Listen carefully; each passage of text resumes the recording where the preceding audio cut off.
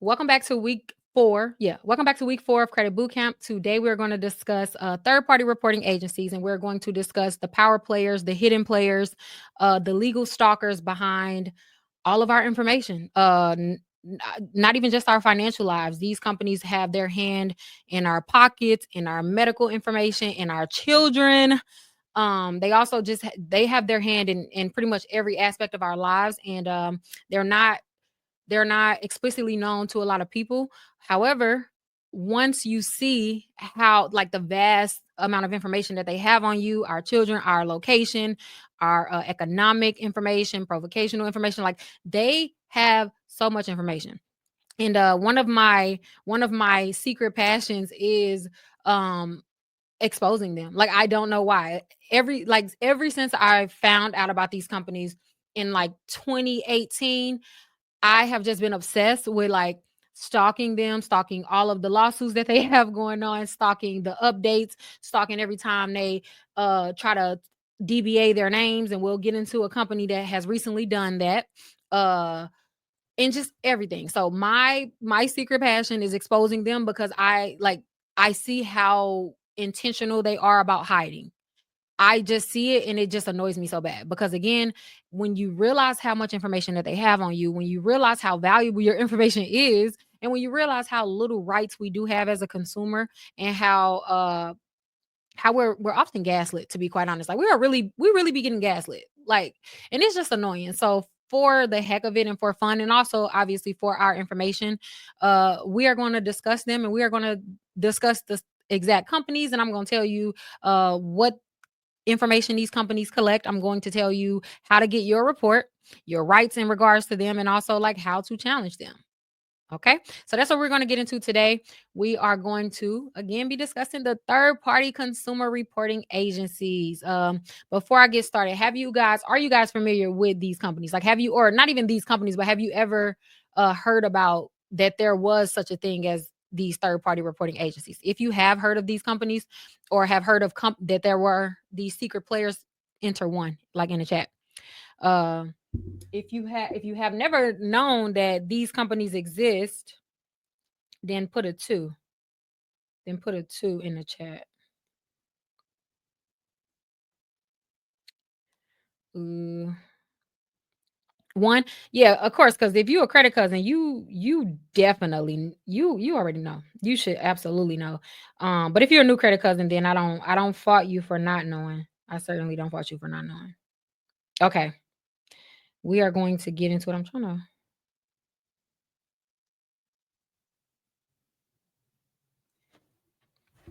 All right.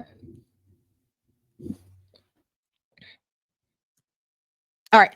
So, what are the learning objectives? What are the main points behind today? Like, what is the point of me wanting to expose these companies? What do they have to do with credit, your credit repair process, your credit building process? Like, why do I even care to talk about them? So, like, other than what I've already share with you guys, which is it is my passion to expose them because I see how intentional and strategic that they are about hiding themselves.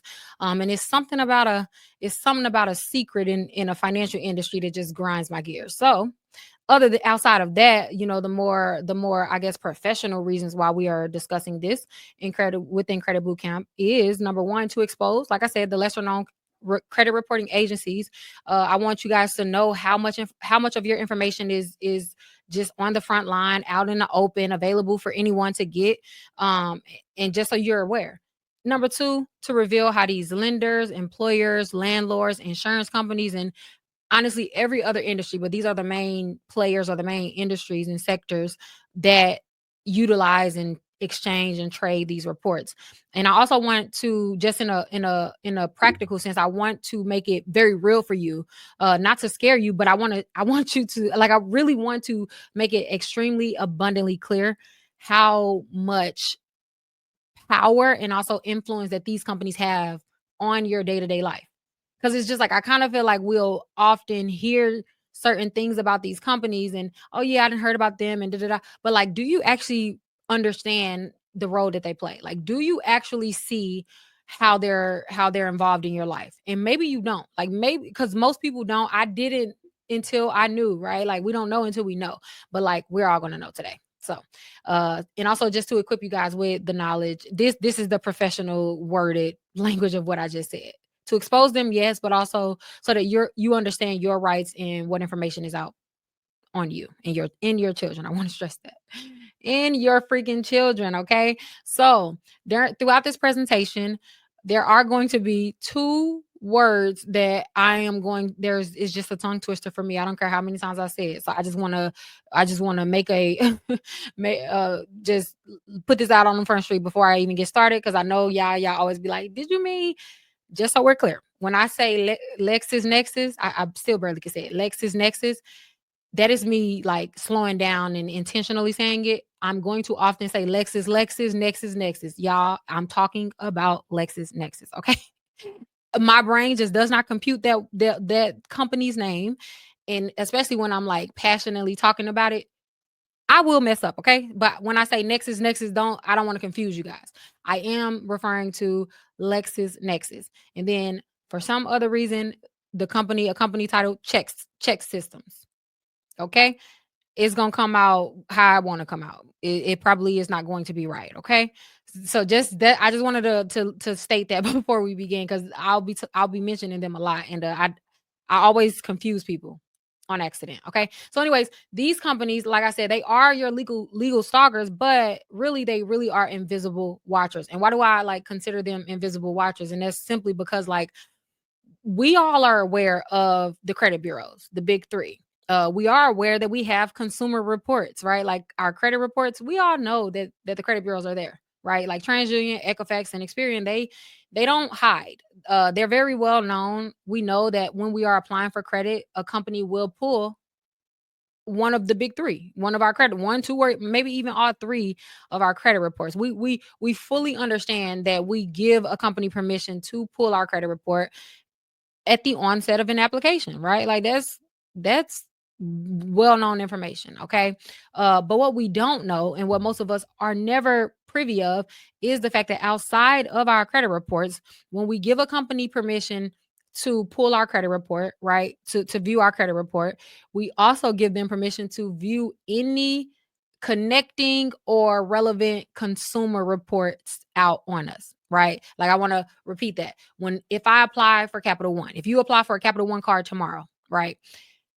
Along with giving Capital One permission to pull any of your three credit bureaus credit reports from the big three from the credit bureaus, alongside that you also give them explicit permissible purpose. You give them permission to also pull at their leisure any of your any of the other relevant consumer reports, right?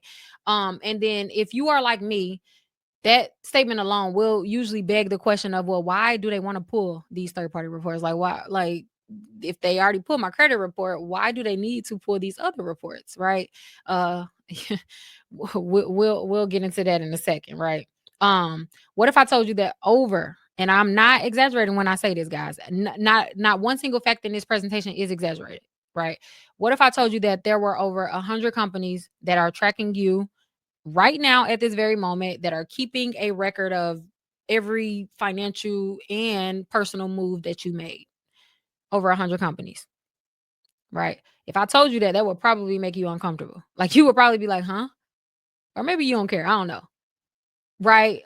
Or what if I told you that whenever you apply for a job, a home insurance, health insurance, home insurance, personal property insurance, and or anytime you've experienced a denial, like a loan denial, a application denial, it was probably because of a report that you didn't know existed. They're only legally required. It's funny to me, but do you guys understand? If you are not new here, the statement that I'm about to say is not anything alarming or even new, right? I often say that these companies are in bed together. They're all in bed together. And when I say these companies, I'm usually referring to like our credit lenders, the collection agencies, the debt buyers, the credit bureaus, and all of that, right? Like I say that a lot. And I don't just say that in a casual sense. Like I want you guys to know that how they make their money in the companies that they establish together. They literally establish these companies together, are all investors of certain companies. Uh they all do these things because they're in bed with one another, and it makes it enriches all of them, right? And so knowing that, because I want to make that point clear before we really get into it, because you're going to wonder, like, what, like, you know what I'm saying? Like, it will seem pointless, and it will seem like an just overbearing. But when you realize that, again, these companies are in bed together. This is how they make their money. Our data is the most valuable asset that we own. It's more valuable than our home. Like, literally, our data, the amount of money that companies pay for our data, it would blow your mind. Blow your mind. I'm just simply talking about our name, our address, where we shop, the stores we visit. Like, empirical data like that is worth so much money. And so, again, knowing that basic, just like God baseline to the information that we're going to discuss, will, to me, just put it into perspective for you. Okay. What if I told you that anytime you were gambling, you visited maybe a casino, whether it was in your hometown, or maybe you were on vacation enjoying your life?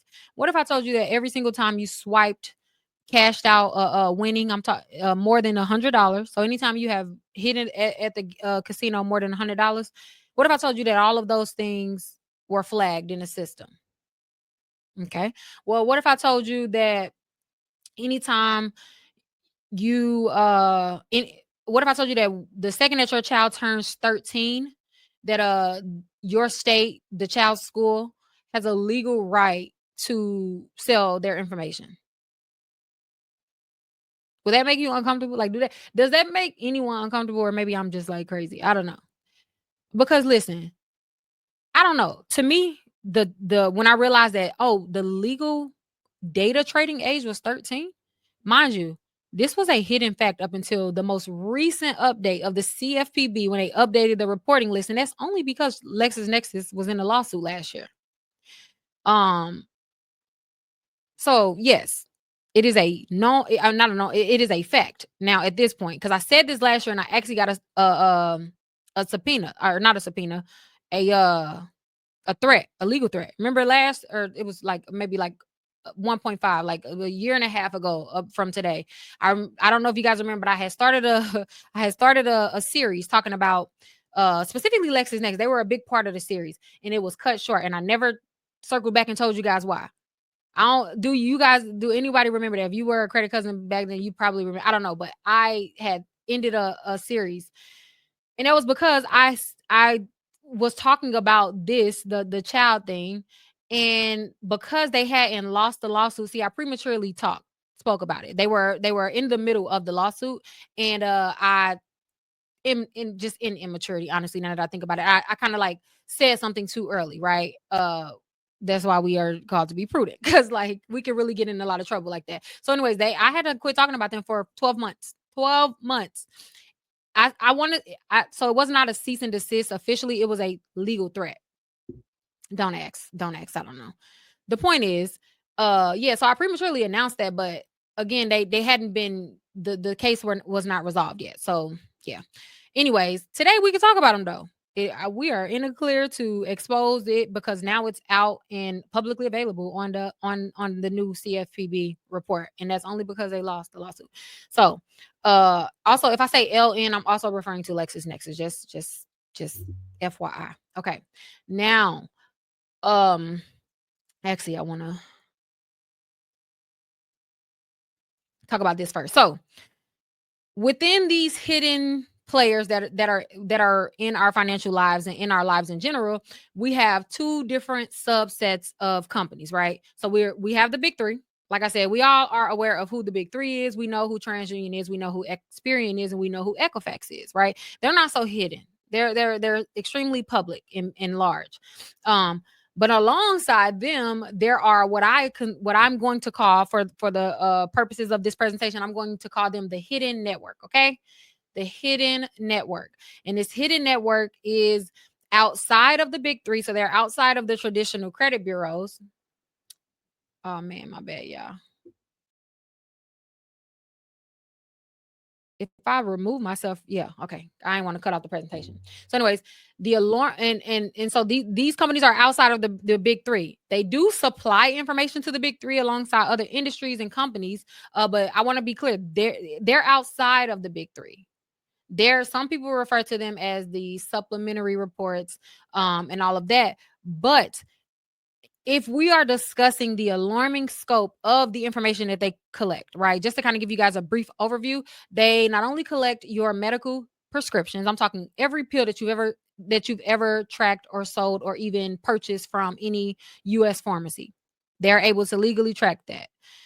Um your social media analysis. By the way, I can right now purchase a full social media report on anyone, on, for example, either one of you guys that's in the comments right now, right? I can legally right now today purchase your full social media analysis, and that's going to include what they refer to, and this is their words, they refer to it as your online personality. They not only categorize you into what personality you are considered based on the things that you post, the sites that you visit, all of that, but also they assign you a online score. They assign you an online score based on your social media, guys. And when I say social media, I don't want to keep getting ahead because this just is just, it boggles my mind. But anyways, alongside your social media analysis, your driving behavior. So this one is not that surprising to most people because most people understand that when we get car insurance, when we're getting our auto insurance and stuff like that, they pull often these reports, right? Like you may have heard of Clue Auto or received a letter from them in the mail or something like that, right? So that one isn't that important. But it's not just your insurance behavior that they track, right? They also track the tolls that you've crossed, like your car, any car that's registered to you, the tolls that you've crossed. They also track any parking lot tickets, like if it was put into the system and all of that, they track that. They track those, y'all know those speed pedometers, is that what it's called? I don't know, those things on the road that measure our speed limit. That'll tell us, what are they called? Well, I don't know the official name. I don't know anything about cars, okay? But y'all know what I'm talking about, like that little road sign that tells us our speed limit. I guess it's a speed limit sign, I don't know. But that, I don't, if you didn't know that, those include a tracker. Well, it's a scanner. And they report that. They report that. It's just, it blow, oh, speedometer. Okay, yeah. And also, again, your casino information. What if any casinos that you've checked into, any earnings that you've won over $100. So under $100, they don't bother you. But anytime you win any more than $100, even if it's off the penny machine, is there. Is there. How do they use it? Oh, baby, we're gonna get into it. We're gonna get into it because you're gonna be like, are you kidding me? Are you kidding me? Yeah, they scan your license plate. Yeah, don't I don't know no driver terminology. Okay. Now, they also track your rental history. If you've ever had evictions, late rent payments, if you left the carpet dirty at your last apartment, right? Like that literally could be the reason why you are not getting approved for your new place of residence, right? Your banking and overdraft history. This is another one that's not that surprising to most people because you've probably, when I start talking too fast, that means slow down. Okay, hold on. I get too excited talking about these third party reports that I kind of trip over myself. But the banking reports, I feel like most people have heard of them as well, especially if you've ever opened up a bank account, or probably the ones, like if you've been denied for a bank account, you've heard of who these entities was, or companies were. Another way that they have to make themselves visible sometimes is if you are at like a grocery store like Walmart or something and you can't cash a check. They have to legally tell you why. So then you'll either receive a handout about one of these companies or receive it in mail within 10 days, just because by law they have to, right? Um, but you've probably never paid attention to them. And also you've probably never realized that you have rights when it comes to these reports. Again, your online behavior and social media posts, y'all, down to the Reddit, down to the forums that you're in. The forums. No lie, no lie. Uh your income and employment history. Okay, that wasn't that surprising. And also your check writing history, any bounce checks, and your bank account information. Now we are going to discuss that because without a doubt, usually probably the number one reason why most people are not getting high credit limits. And it's probably because of their banking reports. And we'll discuss it. Okay. All right. Now, um, who uses these reports? So, like, okay, we know that they collect this information. You know that now, right? But of the information that they collect, why the heck are they collecting it? Why do companies care to know this information? Well, for in terms of like your banks and lenders, they use this information, they purchase this information from these companies to approve or deny loans, like credit cards, mortgages, your auto loans, any type of credit transaction. Most of the time, our creditors are supplementing with these reports. You thought they was only getting your credit report, and you thought wrong. You thought wrong, friend. I promise. But they only legally have to say we pulled your consumer report. Have y'all noticed? Let me ask y'all this. This is a side note.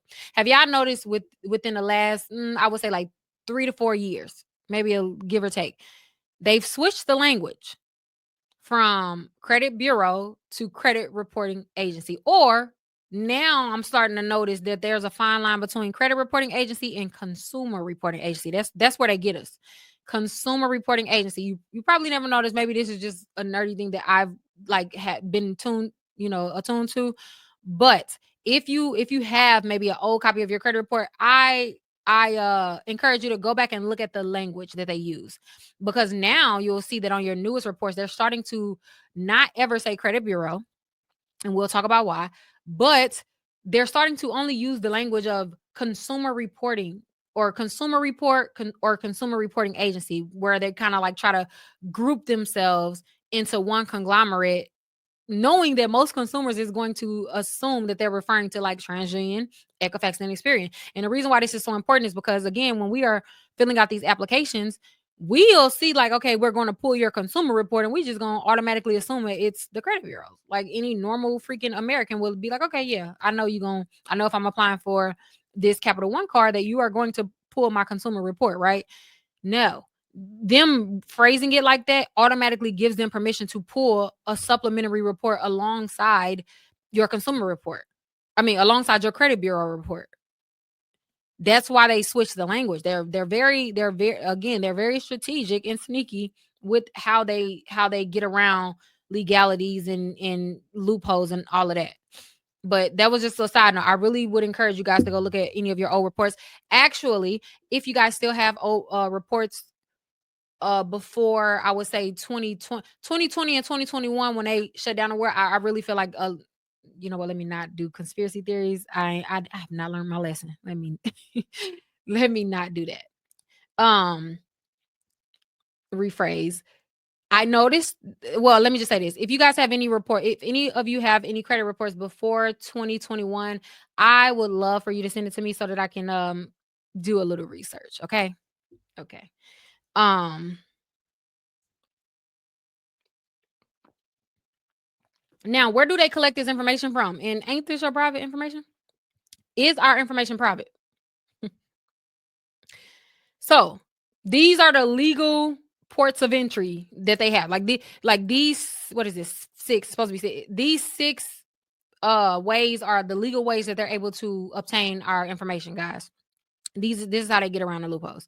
All right. So number one, anytime we fill out a credit application, we are giving these companies the right to not only collect the information that we report, so the names that we report, the addresses that we report, the employers that we report, alongside your creditor sending it to the big three, they also send it to these companies, whichever company is interested or wanting to buy that information. Okay.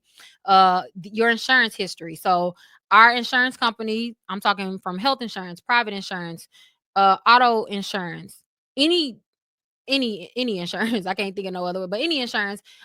You also give them permission within the terms and conditions and the privacy, in their privacy policies. You give them permission when you sign up for their insurance company to not only supplement these other companies, so send them or I'm sorry, sell your information to them, but also for them to supply them with information that your insurance company may not have.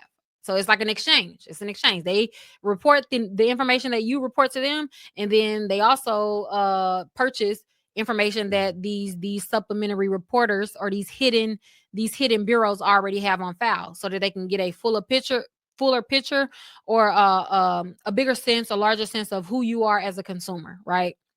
um Public records, so obviously, like if you file bankruptcy, have a judgment, things of that nature, like things that we know that are already public, because all of this is public again. But they collect information from our public records, right? Social media, I mean, I don't that goes without say, we know that social media is not private, but um w- maybe we didn't know that they were collecting the information and all of that. But of course, like they're able to go on our social medias and stalk us. um Another way is on your online activity. Again, as I just stated, private sources. So, the only information, as an American, the only information that's considered private is our health information, right? So, you may have heard of a set of statutes, a set of laws called HIPAA, referred to as HIPAA, which stands for Health Information Privacy Policy Act or some stuff, whatever. It's Health Information Policy Act. I'm sure I have some people in the health industry that are very, very, very well acquainted with HIPAA. I just usually say HIPAA, but anyways, they protect our medical information. But HIPAA, while they do while they do have some protections for the everyday average consumer in terms of the information that our health information that can be shared and sent to these different entities, HIPAA is mainly for the health industry, like to regulate the information that medical professionals share. So, I want to make that very clear. Th- It's not really for us as consumers, our protections in terms of these companies. Do you understand what I'm saying?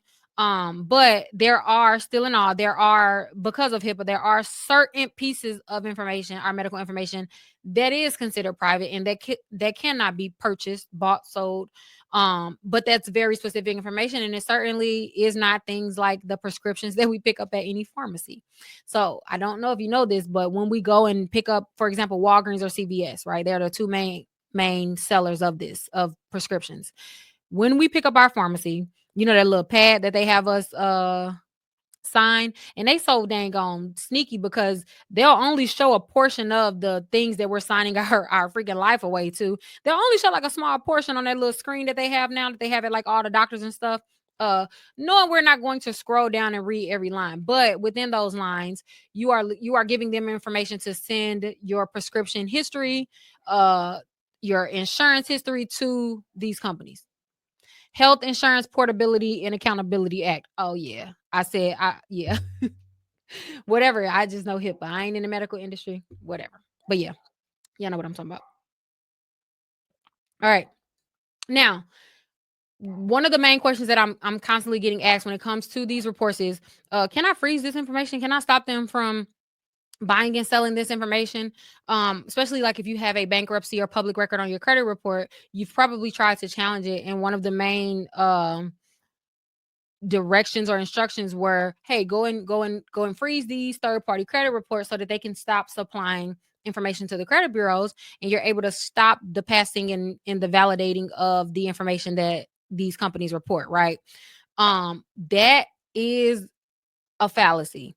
That is a hidden veil of protection, and a false veil of protection that they have us thinking that we are freezing. But um in actuality, freezing these reports, these third party reports, they are only freezing them and safeguarding them against public facing entities. So, like me wanting to go and purchase your prescription history, right? Like the people who already, number one, don't even know it's available, and number two, we're not concerned about the everyday average American getting access to this information, because most people don't even know it's available. Like they can't, we don't care, right?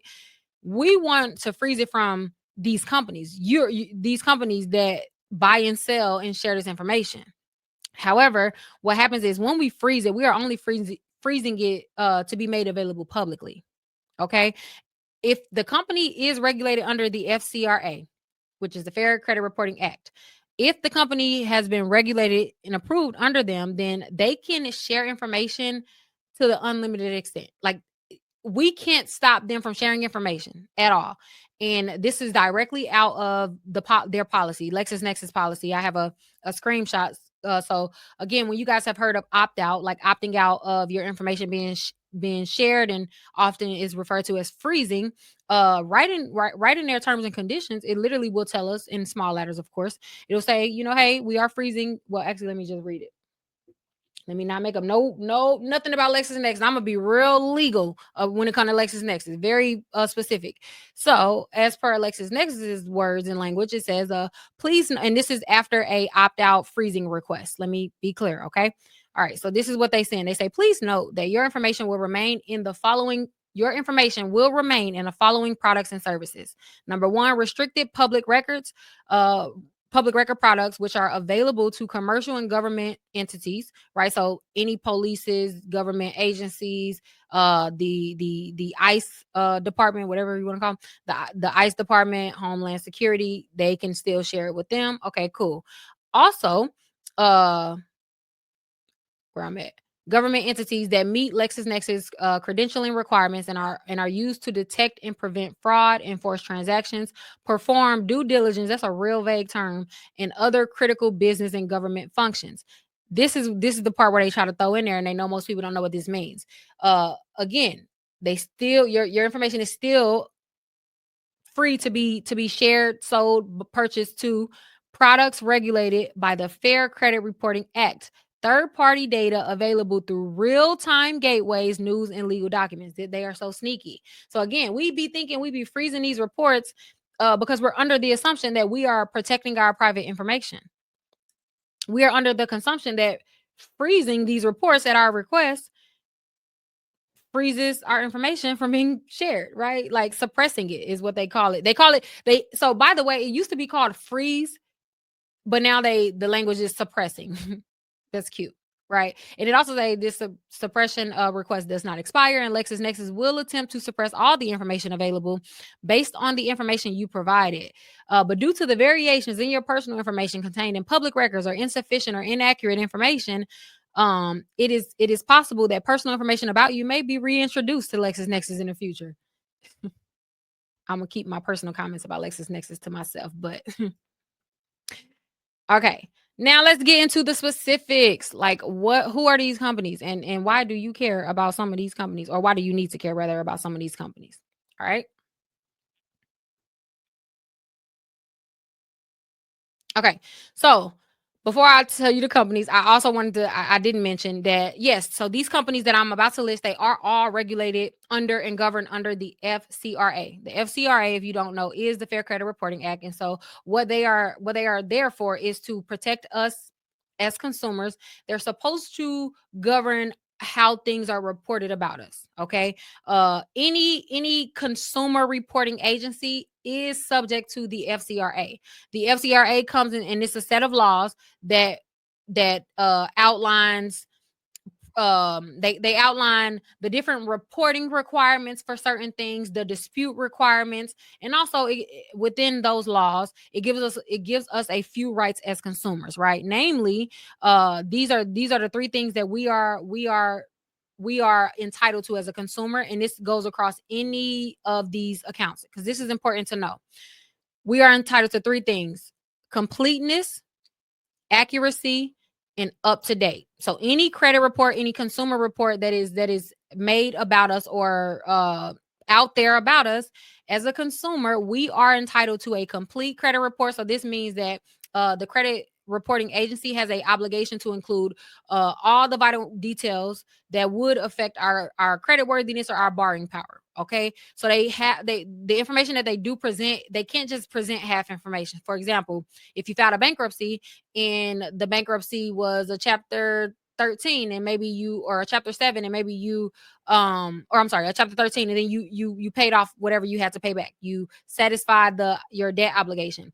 Complete would mean that they would have to update that account, they would have to update that record to also state, you've completed it, the bankruptcy is now closed or dismissed or whatever, right? Also for collection agencies, let's say you had a collection, but you have since settled that collection. If they don't come back and update the record that the collection is now closed and you've settled it, then that will be considered incomplete. Alongside some other things such as like the creditors' names, the relevant dates, the balances. For open accounts, that balance needs to be reflective of the 30-day report. So they typically are required to update any changes to our balances or the relevant dates within 30 days. Okay. So that's section 607 of the FCRA. It gives us the right to have a complete credit report. So if there are accounts and information being reported about us, at the very least, it has to be complete. Okay. The other big right that we have is accuracy, and this one is super important. So the credit bureaus and the credit reporting agencies has an obligation to ensure that the information that they are reporting on us, regardless of what information it is, it has to be accurate. Okay. The FCRA outlines accurate as current, devoid of any known mistakes, and that part is important because they're very clever and crafty with their wording. So it says that what they consider accurate, what the FCRA consider accurate, which is what the credit bureaus and all of them, they have to fall in line with the FCRA. So the FCRA considers a account that is current. So again, it has to be reflective of the most recent update. And also accurate is considered devoid of any known mistakes. Known mistakes. Known mistakes. And that's so important because number one, if we never call these things out in writing, then they don't have an obligation to ensure its accuracy. Okay. So where the burden of proof is technically on them in terms of the information that they are collecting and reporting as a consumer, it is our responsibility to call them out of any mistake that's on our credit report. Because if we never make it known, then they'll always say, oh, well, we did not know that it was not correct. Okay. So they obviously are very comfortable with being hidden, these companies, right? We know that we can dispute our credit reports. Like we know that. Everybody, I feel like everybody know that. That's not a surprise. We don't often know that we can dispute these other reports. We don't often know that there is so much information that they have that's often mixed matched, often out of date, often inaccurate, and all of that. And we never know that these things exist because they hide. Like that's their game. They hide and only come out when they have to. And then the third thing, outside of a complete credit report, an accurate credit report, we are also entitled to an up-to-date credit report, which I've kind of already went over that, making sure that it's obviously any subsequent payments that you've made outside of the initial listing that they updated and all of that. But the most important part is this accuracy and this up-to-dateness. That's going to be extremely relevant because these companies, I'm not going to say any specific name, but I'll just say this. These companies are, in my experience, when I say notorious, I mean, I want to put a emphasis on that. Like they are notorious for pretty much half the report is outdated information. And I'm being facetious saying half, but I'm just saying like most of the information that they are reporting usually is out of date. Usually is technically considered out of date. And by the way, the FCRA considers any information outside of 7 years, as long as it's not a bankruptcy or public record, they consider 7 years being out of date. When it comes to our personal information, like our addresses, employers, if it's within 24 months of you no longer reporting to that address or that reporter, then that's technically considered out of date, especially if you've already moved on to another place or an employer. So technically speaking, that's considered out of date. It's no longer your accurate or current address. Okay. Oops. Yeah. So let's get into the specific companies. Okay. I got to bring up the other part. Let's get into the specific companies. I'm going to focus on rather five specific industries. And then within those industries, hold on, I'm pulling it up. Within those industries, then it's about like 6 or so companies. I need you guys to write these down though, okay? Because we got to charge them up. Oh, and by the way, I did forget to mention that these companies, they usually don't have as efficient of a system as the big 3 in terms of like us challenging them. And so not only are a lot of should I say this? I feel like this can get me in trouble. I don't know why. I often feel like I gotta like have a disclaimer when I'm talking about Lexus. They just scared me. I feel like they punking me. That's what I don't like. Come on, bro. Don't be barking at nothing. I don't like feeling punked. It makes me just want to expose everything. But I'm like, do I feel like going to court? So I'm gonna be real cute when it comes to them. But I didn't. Hold on, guys. I'm trying to put. I have two different windows. Can I show two at the same time? Hold on. And by the way, guys, you guys will also get a kit. So I guess you don't technically have to write it down, but I mean, I think you should. I still think you should.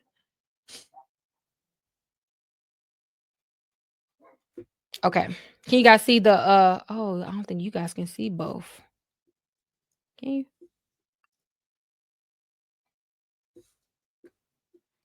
Oh, you can't. Okay. All right, one at a time then. Boo, they suck.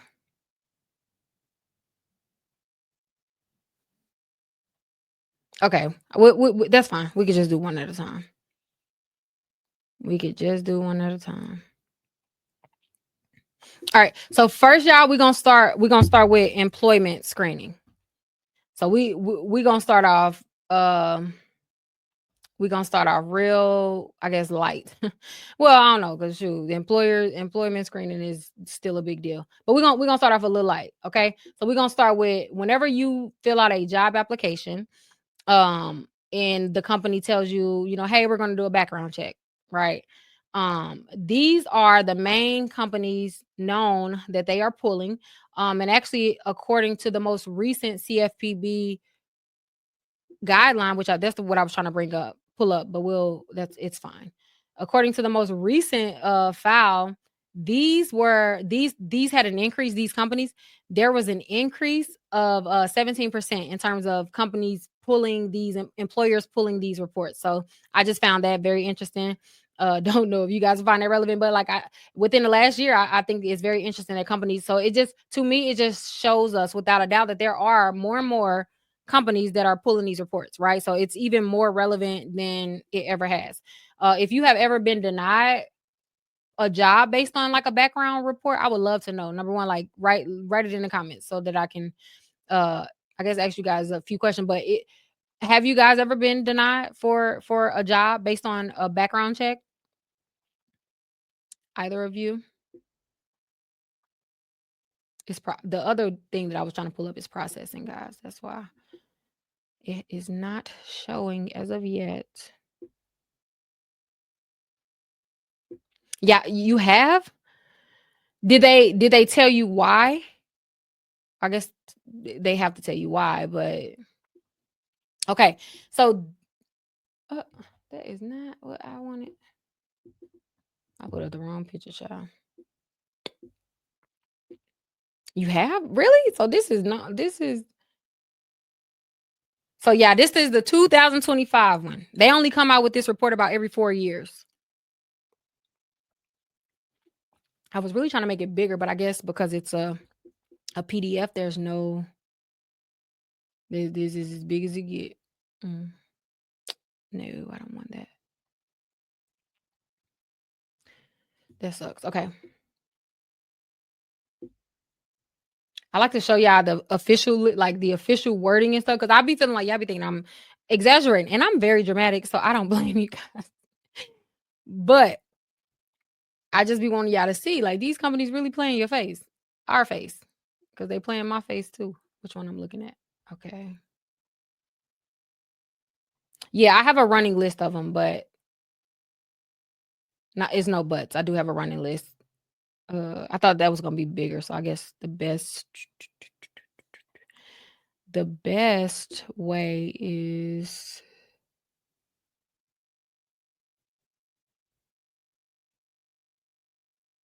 okay. Actually, look, I do. I have a screenshotable list, rather. That's what I'll call it, a screenshotable list. Here, just go ahead and screenshot this one. Give me a second. That's much better. Okay. So, first we're going to talk about the employment screen or the employment screening agencies. Okay. So these agencies, these particular agencies that we are referring to when it comes to employment screening, as I stated, their main, I gotta be so careful with my wording, and I hate this. Okay, but my attorney just was like, just read what you like, don't add no opinions. That's my problem. I gotta learn and not add my opinion. Okay. Let me rephrase this part because I'm gonna cut out that little slide because I don't have time. Anyways, so these employment screening companies, okay. So as per the CFPB, these are the main companies that are pulled and that sells and collect your employment information. And the information that they specifically collect when it comes to our employment. So when your employer does a background check on you, what they are gaining access to is your criminal records, right? So that ain't surprising. Our criminal records, even if you have records that are sealed or expunged, they legally can report those. Okay. By the way, this where everything that you're going to see going forward, by the way, guys, it is in the CFPB's investigation in our document. And I am including it in with our handouts this week, just so we are clear. Okay. Okay. All right. I knew I was gonna get a text. So this is straight out the document. Again, it's not my opinion. All right.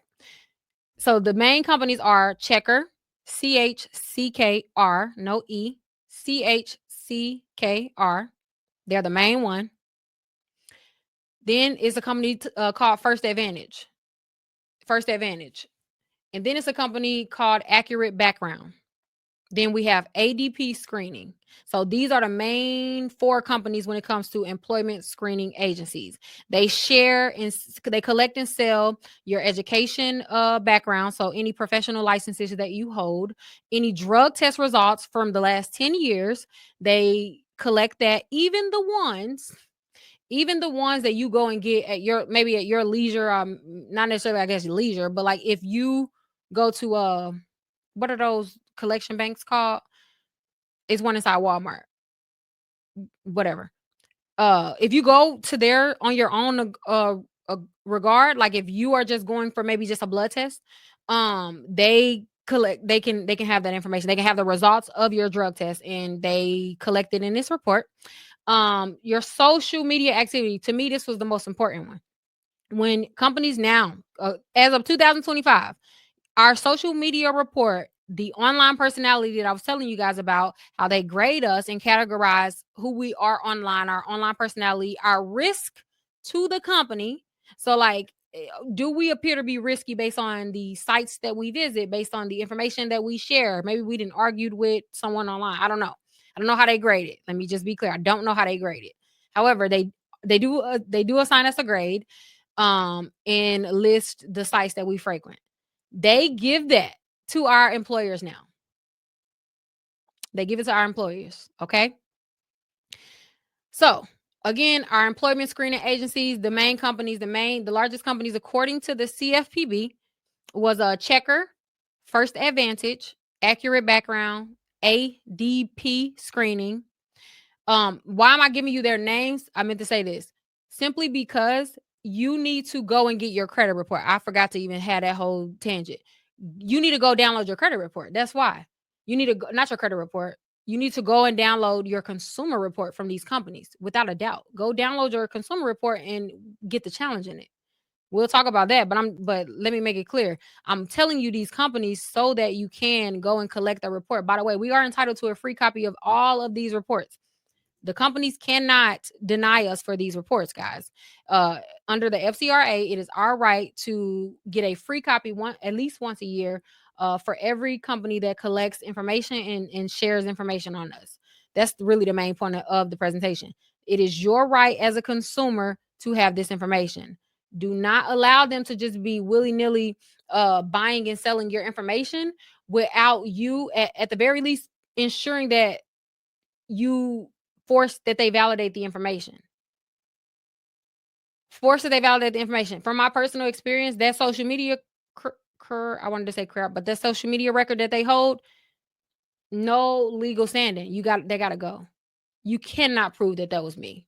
I didn't even have incriminating information. Like they didn't even have anything crazy in my social media file. But why do you have that? No, I have a problem with that. Yeah. So just I hate to talk around the bush. I ain't gonna hold it. Really just oof, because I can't say what I want to say. And you know what? You know what I'm about to do? Hold on.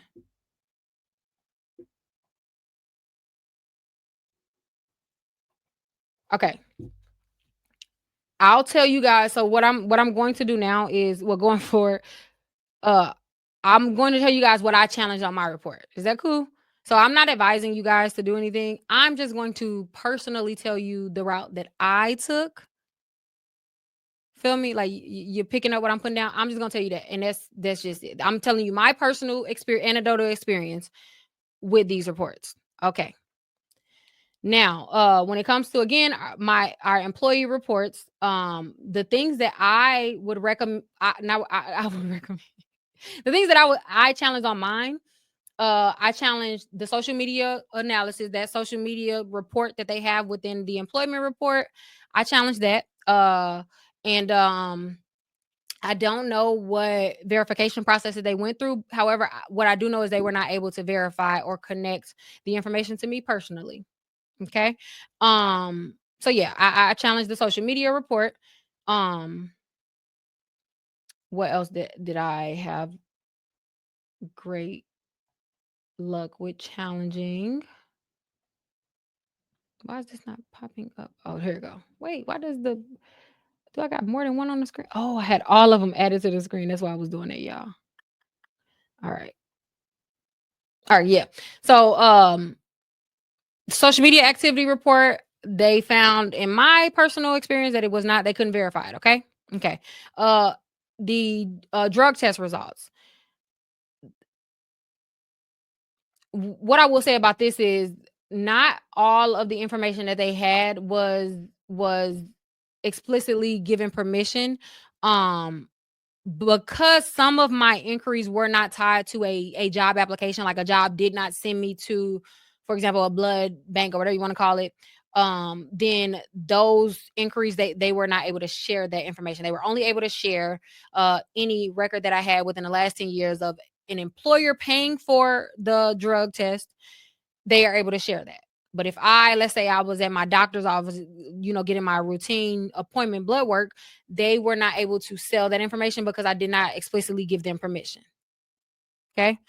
Um, and then the rest, it was sort of neither here nor there, because I don't know if you guys know, but your education verification, like our professional licenses, those are public information. So unless they're wrong, unless they are out of date, then I didn't personally challenge those, but still check yours to ensure that it's accurate, or also to ensure that if you do have professional licenses, you can actually add to these reports. You can request that they add specific or certain licenses, as long as like the school was like accredited and stuff like that. Because the only issue that I personally had with that is they did not have just one small thing, and I asked them to update it, and it was not a hassle. Okay. Um Also, with giving them access to with giving these employers access to these reports or permission to get these reports, you also give them permission to routinely view and update these reports. Okay. So that also comes with giving them permission or applying for the job and stuff like that. Like they can double back and check up on you at any time, like at any point. Like they could do that legally after hiring you. Now, I only found this, oh, I forgot to say this. I only found this with two of the companies, two of the four companies that I just named. Checker and First Advantage explicitly state that in their terms and conditions. Okay. So I cannot make a blanket statement for ADP and accurate background. Okay. But Checker and First Advantage, they explicitly had it in their terms and conditions, saying that even after they sell your current report to whoever is purchasing it, the agency, the employer, they also can send them updates or sell them updates if the employer comes back to retrieve a new version. Okay. So just the FYI, I personally thought that was important to know. I would want to know that. Okay. So then now we're going to talk about banking and payment screening agencies. So these are going to be the agencies that are to do with the banking community or the banking industry, right? These ones are extremely relevant, of course, to credit and what we do here, but for a very specific reason. Now, most people did not realize that alongside when we are applying for a Capital One credit card, when we're applying for any credit card, right? It's not relevant to any company, but when we are applying for credit cards, when we are applying for any loans, any financing, whether that's business or personal, I want to be clear too, business or personal, outside of our credit reports, these companies also will pull one, two, or even three of these banking reports to ensure that we are number one who we say we are, but to see our financial records, to see our financial records in a sense of the bank accounts that we have.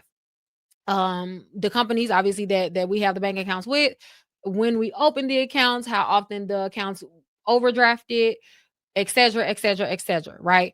But what I feel is very relevant and important for you guys to know is lenders I can only speak for credit cards and home loans, but specifically for credit cards, and this is like the big three: American Express, Chase, City. This isn't a secret. When they pull these reports, or when we fill out our credit applications and they pull these reports, they are looking for specific things that will change and move the needle when it comes to our credit applications, right? Namely, making sure before you apply for a credit card going forward, guys, this is just a rule. It has to be a rule of thumb now because this information is, again, there's an increase in interest in these reports. Make sure that you have a checking and a savings account. Do y'all know when we are filling out these credit applications and it asks us the question, do you have a checking or do you have a savings or do you have a checking and savings? I want you to know that if you choose anything other than checking and savings, then you 20%, there's a 20% difference in your approval terms. So about approximately 20% rather. So if you were, let's say you got approved for 1,500, had you had a checking and a savings account that was on record, then you would have likely gotten approved for more. Another thing that I found interesting about that is the fact that keep at least $5 in your savings account. I'll say that. Now they don't get to see your balance, so they don't. It is illegal for these companies to your banks to send your balance information, but they will send and share, or they do share. They do share the accounts that you have, when you've opened them, how many times in the last 48 months. So 4 years that you've overdrafted the account, and also if you have what is considered a funded savings or an unfunded savings. Just a hack, just a credit card hack. Anytime we have more than $5 in a savings account, it does show as funded on these reports. So not even a hack, it's just a tip. Anytime before you fill out a credit application, have a savings account with at least $5 in there, and it's automatically going to make you appear as a more responsible borrower. There's nothing more than that lenders love than seeing that you have a savings and a checking account, right? Like, and again, they don't see the exact numbers; they'll just see if you've overdrafted, or if you how many times you've overdrafted in the last 4 years, but they mainly pay attention to the last two. And then also, if you have a funded savings account actually takes you a lot further than you may realize. And again, in order to just get a funded account, you just have to have a savings account for more than 30 days with at least $5 in there. So just a tip, keep a checking, I mean, I'm sorry, a savings. Keep a savings account with at least $5 open at all times. And the longer that you have had that account open, the better. The better. You only need to keep $5 in there. So just like make sure you have that, especially if you are applying for anything in the future. That's just a tip. um Now, these particular companies are, as per the CFPB, the main contenders when it comes to our banking reports. So if you are not able to open up a bank account, chances are you have one of these reports. Typically, these companies will only report our bad banking records. So they report any overdrafts. Uh, they also report obviously any accounts, any funded accounts, any unfunded savings accounts, any account openings, and any account closings. Okay.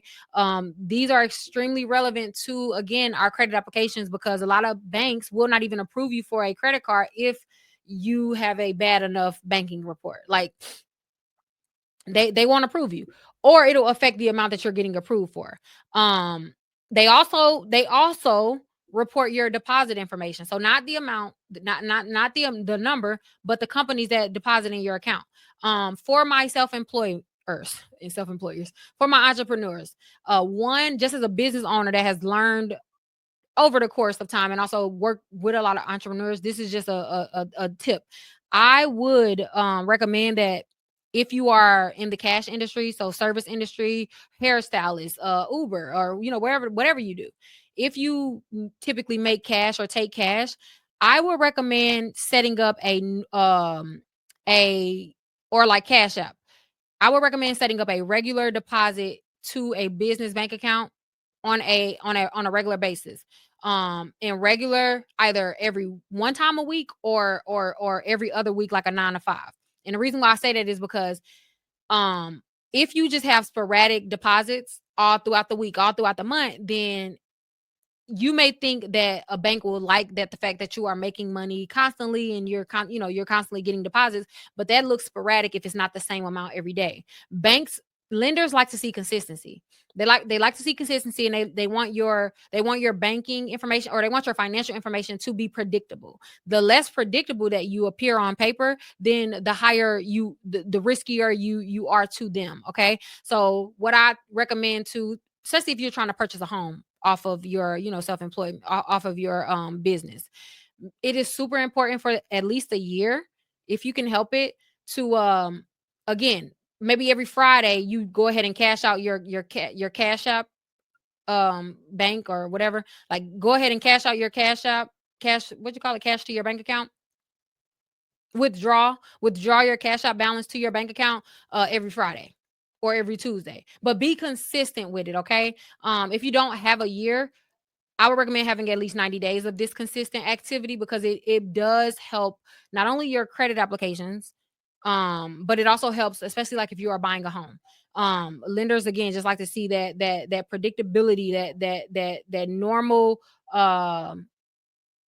They like to predict it. So if you just, because I used to do, I know, like in the beginning of my career, I would, like, maybe on a Tuesday I put whatever I had, or sometimes I would have to go to the bank and deposit. I know a lot of my hairstylists, um they just will, add money as it comes. Like, I see it so often, and oftentimes the difference between somebody getting approved for a home and them getting denied is literally because of how they structure their finances, their deposits. It's never that they don't make enough money. Like, that's like the part that it hurts me every time, because it's just like, man, if they only knew, like, they did not know, so they didn't know.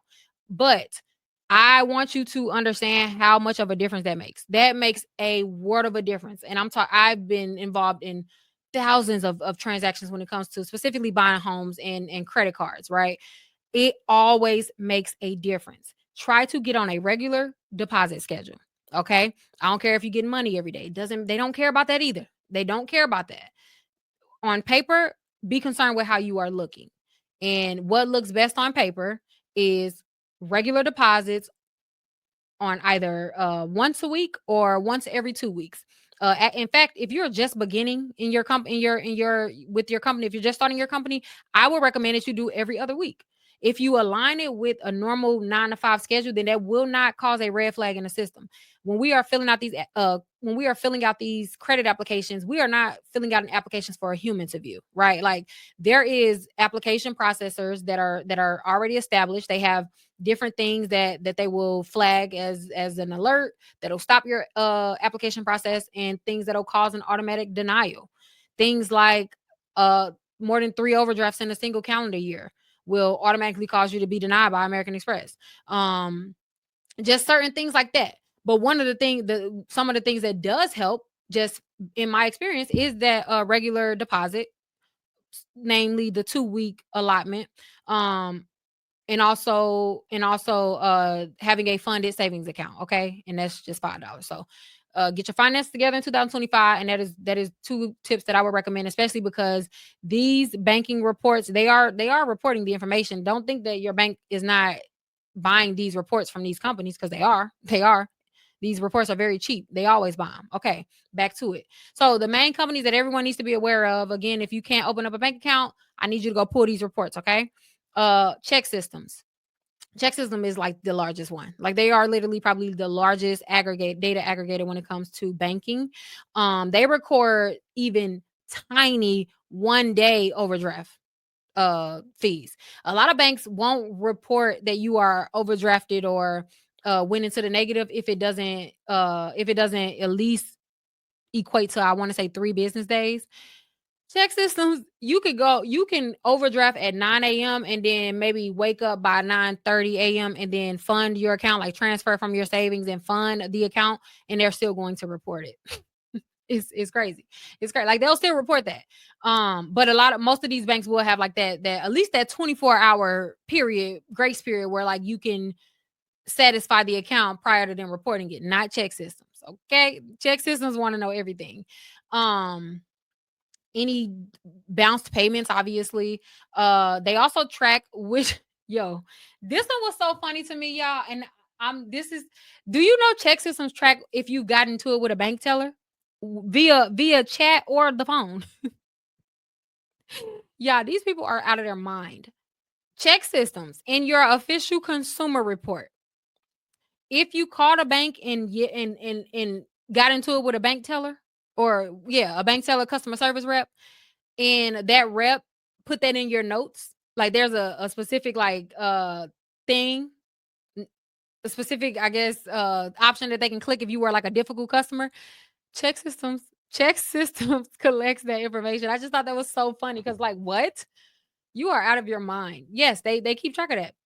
Oh, we got somebody that work at oh, don't say oh, my bad. I read it too fast. Well, yeah, it's been confirmed. I'll say that. What banks mainly use check systems? Chase, Wells Fargo, Bank of America, and most credit unions. They use check systems. Okay. Okay, guys.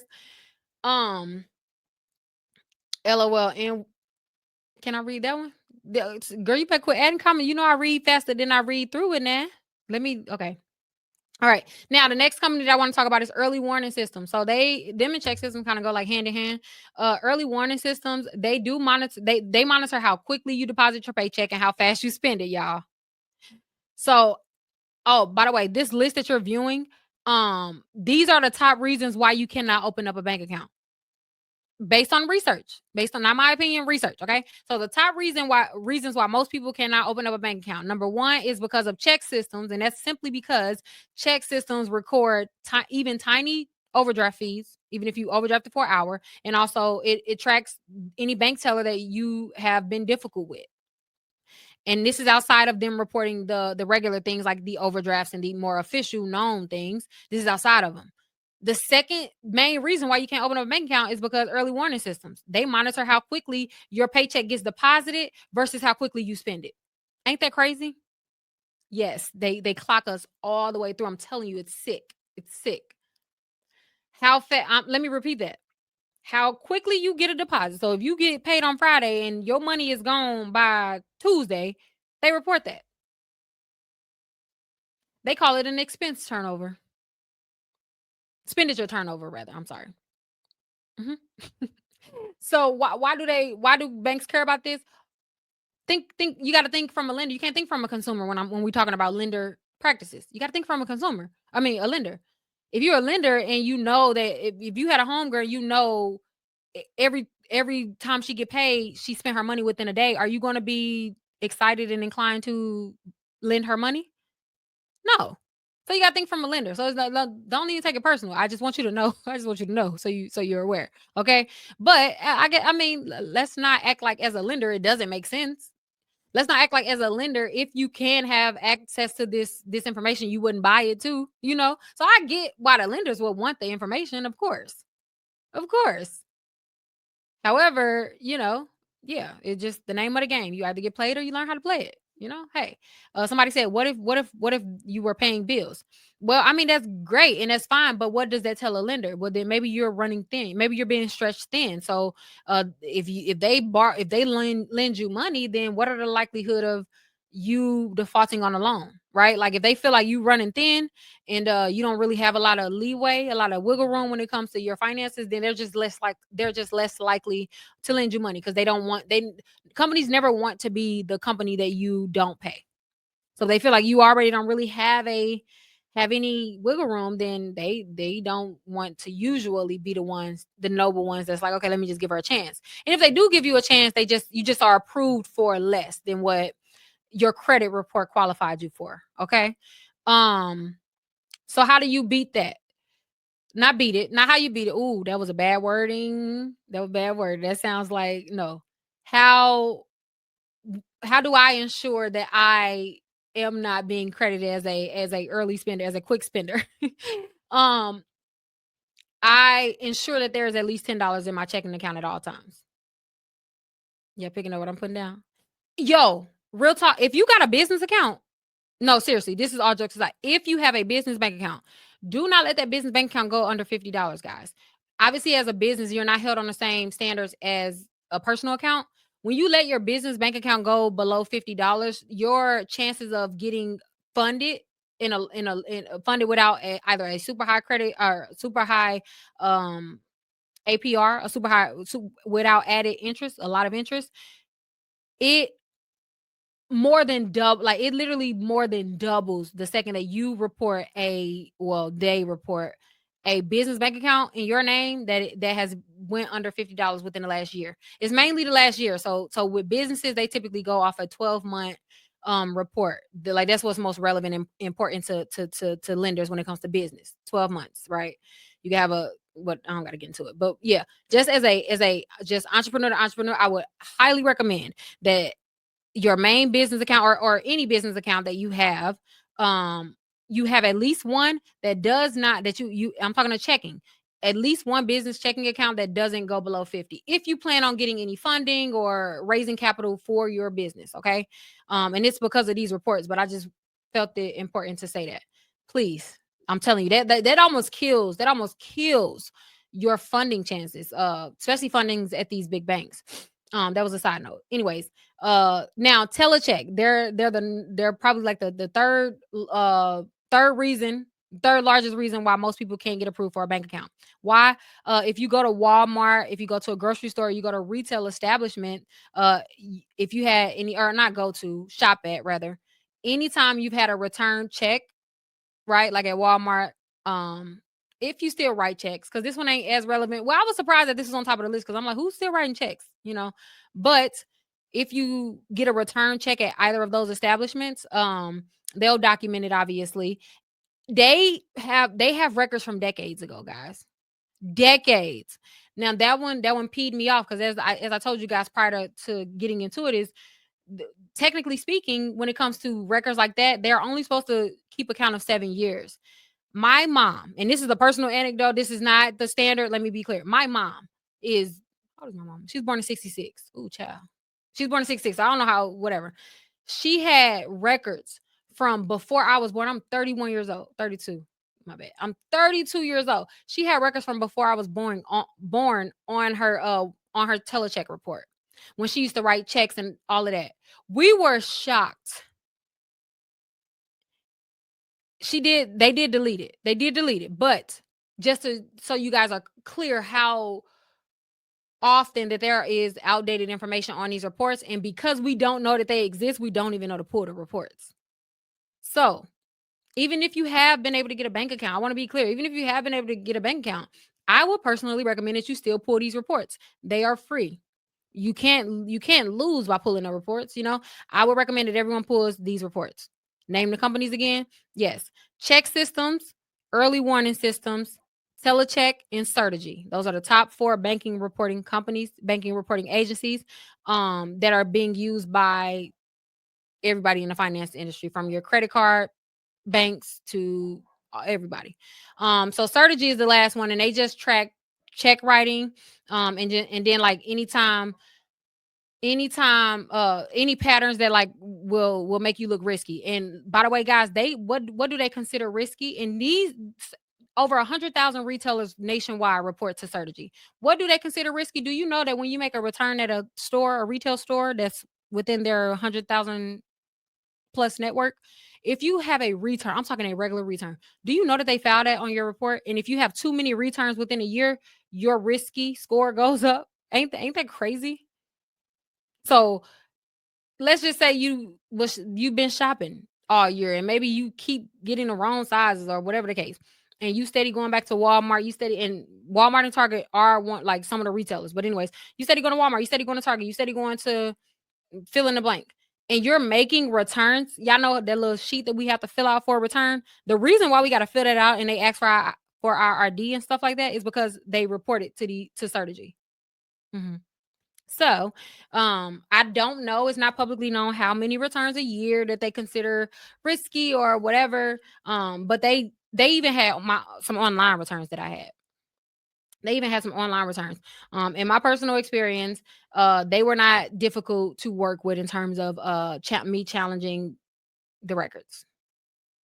They were. I did notice that they were a bit more, what's the word? A bit more strict, I would say, on any returns that I had over 500. The main thing that comes to my mind is it was a camera. Like I had twice within like the last year, I returned cameras at Best Buy. Just didn't like them. Like didn't even think too much into them. Yeah, they did not like, well, not necessarily. I can't say that they didn't like it, but I'm just saying like they reported it, and apparently it made me risk. It made me consider riskier. So I don't know the amount. I don't know the amount in terms of dollar amount or the amount of times, the quantity of times. I don't know which one caused it. But what I do know is my risky score from before I challenged it, which included the two returns and a couple other returns, even like I said, online. It was a Old Navy. Like literally, I was just like, are you kidding me? But whatever, like online returns. When I got them removed, my risky, I didn't have like I was not considered risky. And it literally said risky. No, it said moderately risky. That's what it said. I was like, what? So hey, take what you will from that information. Exchanges they did have on there, but what I did notice is exchanges didn't affect the score directly. So yeah, I don't know. I don't know how they. So I would encourage you guys to pull your reports. That's it. Pull your strategy report, pull your telecheck report, pull your early warning systems report, and pull your check systems report. Okay. By the way, I don't know if you guys knew this, but EWS early warning systems, did y'all know that they were owned? They literally are owned by JP Morgan. They're owned by Chase, Bank of America, and Wells Fargo. So all the big banks, the main banks that we have, they are the largest investors in early warning systems, a consumer reporting agency. I don't have an opinion on that. I'm just saying, take that for what you will. They own them. They own them. They literally purchased them, which is crazy. Next. So next we're going to discuss where I want to go. Tenant. Tenant is important. Tenant is important because I see this so often where people are either denied for a rental application, tenant application for these reports. So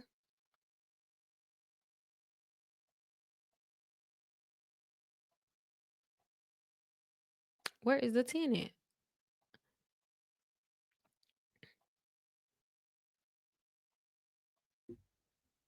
Right here. Okay.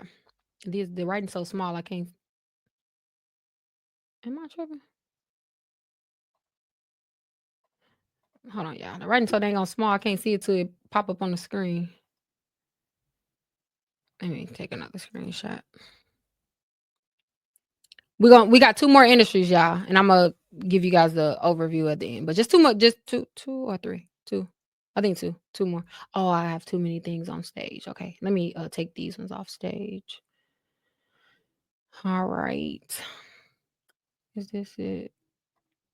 All right, so for tenant, so tenant is any tenant application that you have. So if you are filling out for an apartment, even some, I've been involved in some like mortgage loan lenders that wanted to pull these reports, which surprised me. I didn't start saying that until last year. So I mean, hey, but anyway, so these are the main companies that you need to be aware of when it comes to renting, even if you are not currently in a market for renting, or maybe you've purchased a home recently, so you don't foresee yourself being in the market. I would again recommend that you pull these reports. You can't pull these reports because you will be surprised at some things that they have in these reports. Okay, so I first want to talk about a company called RealPage. RealPage. If you are in a luxury apartment building or like a big city, or your apartment complex is owned by like one of those big large commercial property banks or lenders or investors rather, they most likely pull RealPage. RealPage is like, again, if you work at, I mean, if you live in any of these luxury apartment complexes, especially like in big cities like Dallas, ATL, Houston, like they're California, they're pulling RealPage. Okay. Um, this is what is so interesting about RealPage, guys. Do you know the information that they collect outside of like your renting history, like how often you were late, um, if you fail to pay, if you still owe them a balance, if they had to evict you, right? Like we know that they collect that. Outside of that, RealPage is so funny because do you know that they collect all any names of any unauthorized guests at your property? So if whatever, maybe your company got into it with, I don't know. I don't even know what will cause it. But if you had any noise complaints, they report it to RealPage. Maintenance requests, they report to RealPage. And also, again, any names of like unauthorized guests at your property, they collect that information, and RealPage sells that information to all of your lenders down the line. It's crazy. It's so stupid. Um, Again, their RealPage is really known by most large complexes. So if you live in a large complex in your city, chances are they pulled your RealPage. And yours may not be bad, but I would check. I certainly would still check. Uh, the next largest one is TransUnion Smart Move. The main thing that I want to point out with them and what makes them different from a lot of other companies is obviously you could tell by the name that they are owned by TransUnion. They're literally owned by TransUnion, but more important, they collect your court records, and I'm not referring to like again obvious eviction records and bankruptcies and stuff like that. No, I have no issue with them recording that.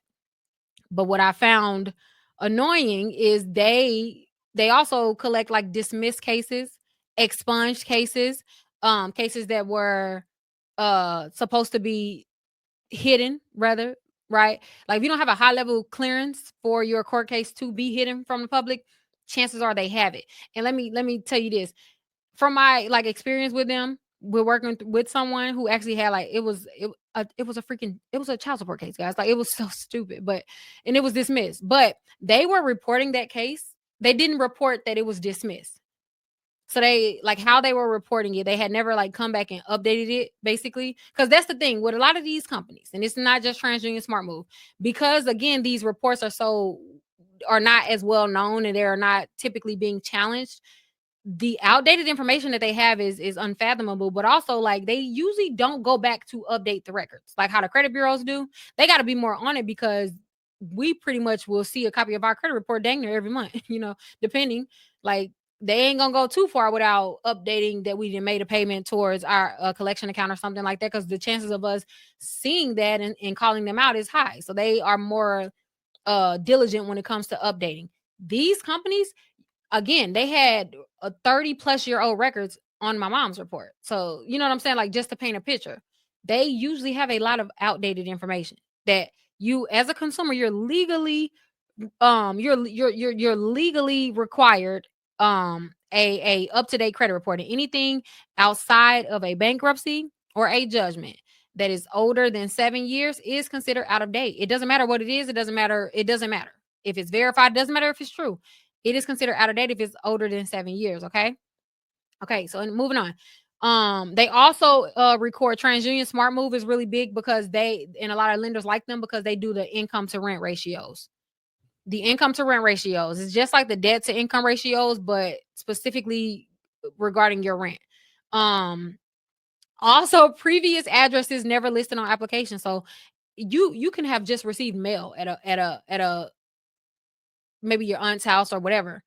That address will be on your TransUnion Smart Move report along with the address. I didn't should I say it then? I was gonna say I didn't want to put it because it just sounded bad. In my personal experience, along with the addresses of every place that is seeming that I seemingly ever visited, do you know? Do you know? I gotta okay. They graded. Have you guys ever heard of a thing called redlining? Has anyone? I know I got some people in here that are at least millennials. I feel like if you're at least a millennial, if you're at least 25, you didn't likely heard of redlining. Have you guys ever heard? Yes, yes. Well, redlining is illegal, but what it was is basically was it the banks basically redlining specific areas in like a city or a state that was impoverished or underprivileged or the hood, you know what I'm saying? Okay, so that was deemed illegal, right? That's supposed to be illegal. The Equal Opportunity Act came out and all of that. So they're not supposed to do that. I'm not saying that these companies are doing that, but what I did notice is neighborhoods that may, like, for example, I was born and raised in St. Louis, Missouri, in the hood of hoods in St. Louis, Missouri. So like, no, they didn't say like this is a dangerous neighborhood, but I will tell you what they said. There was a score attached to each address, and what I will say is that the score that was attached to the address that I lived at in my childhood, it was extremely low versus the score that was attached to my home now. I'm not saying that they were redlining, but what I am saying is they score the address. They don't tell you explicitly what the score is based on, and I am assuming. I mean, like this is my opinion. Like I'm not saying that they score it based on the neighborhood, but what I will say is, my I had another address on the report, right? Like it was my sister's address. Actually, it wasn't even never my address. I never stayed there, but I did like receive mail and stuff like that there, and it wasn't in the hood like my childhood home was, but it was in a maybe what some would consider a questionable neighborhood. And I will say that that score was a lot lower than where I stay now. That's it. Hey, they ain't redlining though. They ain't. TransUnion, it was on TransUnion Smart Move. hmm So yeah, take that for what it's worth. Um, my all of my childhood homes, I'm talking. They even had like I lived on campus when I was in college. They even had that address. Mind you, I hadn't been out of I hadn't been out of college so long. Like, so again, any information that was over 7 years, I just went on ahead and challenged it. Actually, with my addresses, I challenged pretty much all of them that was like more than like 2 to 3 years old. Cause don't like I don't even understand why are you assigning a score to an address? What other what just somebody present any other scenario like what I don't even I was really trying to give them the benefit of the doubt. Stop. Even if we give them the benefit of the doubt, what are you scoring? What are you scoring? What are you scoring on an address? Yeah, the zip code. It is the zip code. Zip codes are ranked differently. But the point is, what is the ranking?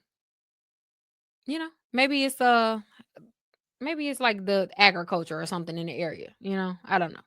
But like I said, what I will say is the ones that was in the hood that was scored the lowest. So, this is a message to anybody who grew up there, lived there, had friends there. At this point, please check your tenant reports because you will be surprised. You will be surprised. That's it. Yeah, insurance companies are. That's who insurance companies purchases these reports. I'm glad you said that. Insurance companies purchases these reports dang near more than banks. What verbiage would I send to challenge that? So we actually have a kit. I already you got a kit. All you gotta do is plug and play. That's you guys get that for free. But for the presentation purposes, we was just going over this. But yes, y'all. Yeah. Oh, that's what I meant to say. That's actually what I meant to say. What I also noticed, and this is with a friend family. Well, I'll just say family member. It was with a family member. What we noticed, and we did it. We taped this too, but I ain't get the clearance to publicize this. But what we recorded was applications prior to cleaning the certain zip codes versus after. Yeah, it was a clear difference. I'm talking nothing else changed. The credit report did not change. The income there was literally no difference. Like other than we wanted to literally check like okay, cuz she had what I call the $1,500 ceiling, like the credit card ceiling. That's when like you just can't get approved for more than usually like more than like $2,000 on a credit card, right? When you that is like a telltale sign always. for a lot of things, but mainly if you are stuck under that 2000, I call it ceiling, it's usually not because of your credit report, especially like if you're not still actively getting, collection accounts and late payments. If you can't understand why you are still stuck under that, it is usually these reports, right? And I was honestly just wanting to like test if the reports was the culprit, but we just found it extremely interesting. We just found it extremely interesting that after the risky zip codes were removed from her report, and it was the only change, guys, and this wasn't intentional. This was the only change. They only simply because they couldn't remove the other addresses they didn't remove the other addresses that she was disputing because they were saying like they were verified, but whatever. The point is the difference ended up being her childhood zip codes. Her childhood zip codes. And she applied for credit about it was like a little over a month after she cleaned a certain report on here, and it was a difference in her. She'd been building credit for like 3 years. Never got approved for more than two 50 her in her case $1,500. Do you know after within so this was all within maybe like a 45-day time frame. The first application after she cleaned his report, and I said it as a joke. I said, go ahead and reply. Let's just see. The first application was a $4,500 credit card.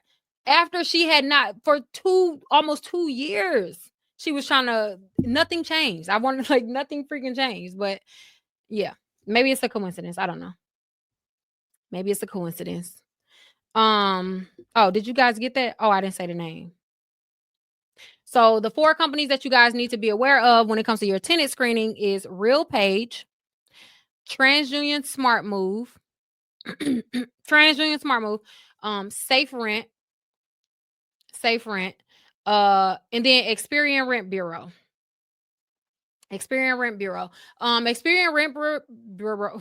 Experian Rent Bureau. Um, usually only like bougie apartment complexes get them because they're like the most expensive report out of all these for whatever reason. Um, and also they don't. What I found with them is the only difference with them and like a TransUnion Smart Move is they'll report your rent late even if you pay on like for example like the second. And I found that interesting because like a lot of apartment complexes and rentals, they'll at least give you to the third. Like I feel like in my experience it did. I was trying to think back. I'm like, maybe they changed it. I don't know if that's recently changed. I don't think it has. But um if you were even late by a day, like if you paid on the second of the month, then for some reason they were saying that it was late. Even if your apartment complex gave you to the third. If they see any reported payments on the second or past the first rather, they'll just automatically say you had a late payment that month, which I thought was interesting. I will say though, Experian was pretty easy to work with to dispute with when it comes to that because if you say like my apartment complexes, so we did have to send a lease. My apartment complex told me that I had into the third to pay. Therefore, it's not late. It don't matter what you think or your opinion. Like it wasn't late if they said it wasn't late. Period. Okay. So, but they did update it. So that was good. Yes. I was born and raised in St. Louis, Missouri.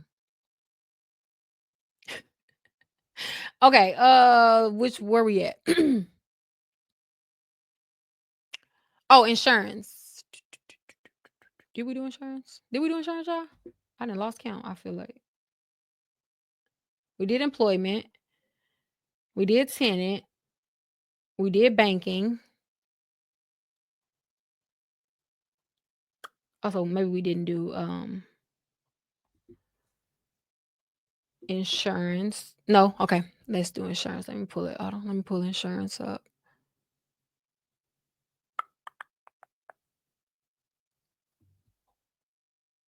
right here. Oh, actually, y'all, I'm gonna do insurance and this next one together. So insurance and low income subprime lending. Um, actually, yeah. All of this is in a packet though, but just a few pointers, a few things I wanted to point out rather. Pull this up. All right, which one is this?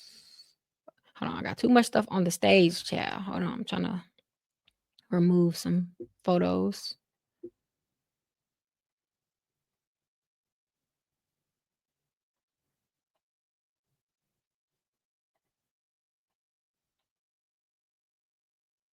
Too small. Hold on. I was trying to kill two birds in one stone, but hold on. Let me just go ahead and Mm, okay. All right. So next we're going to go over insurance. Insurance is pretty cut and dry. So it won't be that long. All right, so insurance reporting agencies. So these are the companies that pretty much predict your like any auto accidents that before they happen. So they'll basically so they give you what's called they base your risk score, your driving score, your insurance risk score is what they call it, based on how likely you are to get in an accident. And they base that on the speed limits that they collect, parking tickets, any tickets that you've had in the past, any time you've crossed a toll or a bridge that had a camera that was surveilled, if you were going fast or driving sporadic or had any red light tickets. Do they still have those? Because I feel like I haven't seen them in a while. But I know they used to in St. Louis, they used to have them rather. You know those red light tickets where they take if you run if you accidentally run a red light, they take a picture of your car, your license plate, and they send it to you to pay a ticket. I never paid mine, so I didn't even know that these mattered. But I was very surprised and shocked when I pulled this report and saying that they had recorded this since I was 16, like literally since I got my license. I'm like, do you have a life? Like, why do you care? But these ones are very important because they do directly affect your premium. They directly affect your premium. I've been telling this story for years. So many credit cousins can attest to their own personal testimonies when it comes to the power of cleaning specifically your Clue Auto report. LexisNexis owns Clue Auto. And the only difference is Clue Auto is only for auto insurance. So anytime you are filling out insurance or not filling out or applying for insurance, whether it's a new car or if you're just switching insurance, without a doubt, alongside your credit report, they're also going to pull your driver history, your Clue Auto report. And Clue Auto is pretty much the top dog when it comes to auto reports, right? And what they collect is your insurance history. So what I want everybody to clean up specifically with Clue Auto is the lapses in insurance that they report. And I'm gonna tell you why. Because uh they will report anytime you've started an insurance policy, uh and obviously when that policy started and ended. And then if they could not find another policy on record for at least, I think the limit was like 45 days. So if you go more than 45 days lapsing your insurance, so not having an insurance for at least 45 days, and then let's just say maybe 2 months down the line, they were able to find a policy with your name in it to report that 45-day period between, they will report that explicitly. They'll report it as you were uninsured. um, and that may not seem like a big deal to y'all, but that directly impacts your premium. So when you go to Progressive, for example, and you're like, "Hey, I want auto loan. I just got a new car. I don't have any tickets. I'm over 25, so like I'm good, right? I got a garage, all that. You got all the works." Meanwhile, on your Clue Auto report, maybe who knows what happened? I don't know. Maybe you had a lapse of insurance within the last 10 years, for whatever reason. They will automatically increase your premium. If you have at least one lapse of insurance within the last, I think, for the main companies, it's like 5 years. If you have at least one lapse of insurance, you automatically don't qualify for whatever their commercially lowest price is available. Like your premium automatically increases. Now the reason why I say you should dispute this, even if it's accurate, why? Remember, I told you guys that the FCRA requires that the burden of proof is on the furnisher of the information. So whoever is the source of the information, whoever is reporting the information, they hold the burden of proof. They have to prove that, right?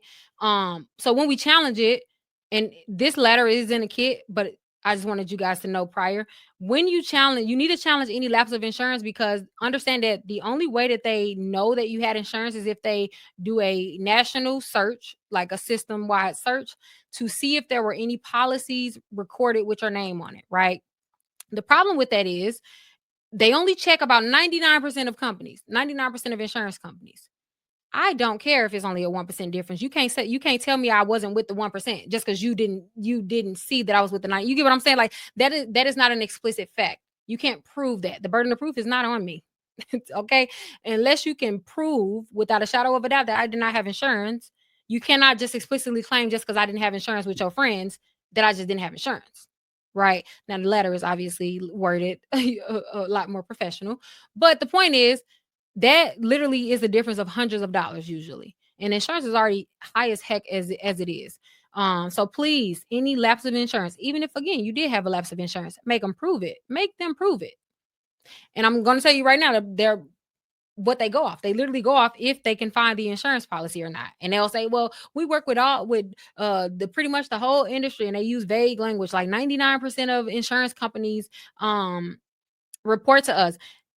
I remember the day that I was on I was on the phone with the rep, and he said the 99%. Oh, I immediately, it was a red flag in my head. I said, I'm thinking in my head, okay, 99%. So I said, so you say you guys search 99% of records, like of companies, they report to you guys. But what about if somebody, let's say in the country, had an insurance provider that was in at 1%? Like, how do you guys know that they did not have insurance? Well, chances are the like what are the actual chance? Oh, you get to talking about chances. Oh, that's the worst thing you could have said to me. If there is a chance, then there's a chance. The burden of proof is on you. We don't chance it when you want to you don't want to hold your burden. No. Because I didn't even know you were reporting this. But then you gonna tell me you pretty much just made a guess. You made an assumption. You made an assumption that I did not have insurance with the few companies that don't report to you guys. Okay, well, prove it. Sh- Send me whatever you have. Well, I don't even know what you could have to prove that I did not have insurance, other than because you didn't find it. That don't work for me. That doesn't hold up in a court of law. It's too vague. So that's what they do. Please, if you had a lapse of insurance coverage, I'm telling you, it's on your Clue Auto report, whether you know or not. It's on there. It's on there. Please go and challenge the validity of that. We have a letter inside of the third party dispute kit, and it directly um addresses that. What else? Oh, another one about this. So there, the four company or the three companies that you guys need to be aware of. LexisNexis, which is the Clue Auto.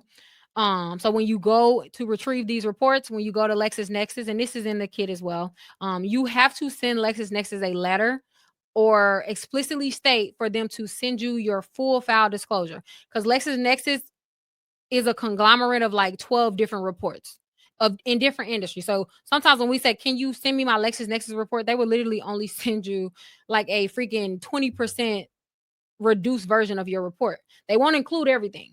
So you have to explicitly say full file disclosure. Um, so that they can send like your Clue Auto report and all, and your social media report, all of that. Okay. And it's free.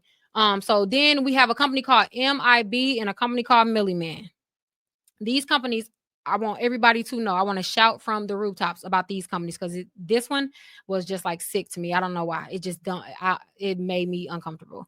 These are the companies that directly peddle your medical information, your prescription drug history, and they directly report them to life insurance and health insurance companies. So, if you have ever had a diagnosis, I'm trying to word it properly. If you have ever had a diagnosis that was what is the medical language? I suck with medical language. I forgot what it was called. I should have had this put up, but the wording is, if you have incurable diagnosis, right? This could be a diabetes diagnosis. This could be high blood pressure. This could be they listed in all of the common, like, diseases, health diseases or whatever. If you have ever had a prescription, rather, let me word that better. If you have ever been prescribed prescribed any medication that treats any disease, literally, incurable or curable. If you have ever been prescribed any medication that cures any disease, even if you were not prescribed it for the disease, you were alert. These companies were alerted, and that file is being collected and sold to your health insurance providers and also life insurance. Why is that important? So I don't know. Again, I'm 32, so it used to be different. Like, not everything used to be electronic. This one personally touched me because, again, my mom she was born in 66. Yeah, we from St. Louis. Da, da, da. The doctor that she used to go to as a child, they didn't. This was before electronic records. Like, when doctors used to just prescribe you. My mom, she would go to she's so dramatic, by the way, but she would go to the doctor if she had like a perpetual headache, right? The doctor would be prescribing her all types of stuff just to like test different medications out. I remember a specific bout of childhood where it seemed like, and I may be being like dramatic when I say this, but like every other month she had a different prescription, right? No, we weren't like researching the prescriptions to see, is this one usually prescribed for blood pressure, high blood pressure? Da, da, da. The point is, when we found out later, this is within the last few years, that those prescriptions that she had back in the day, they literally, and we only found this out because I was getting life insurance. Like, I was getting her life insurance, and the company flat out denied her. And we like, what? Like, she's generally healthy. Like, you know what I'm saying?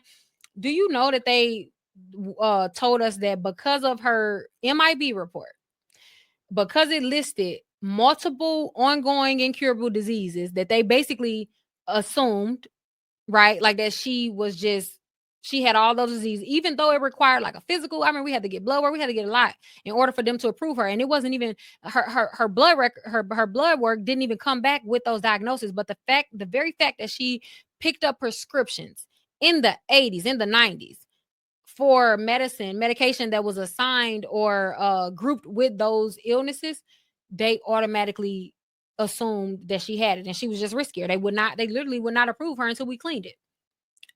Boggles my mind.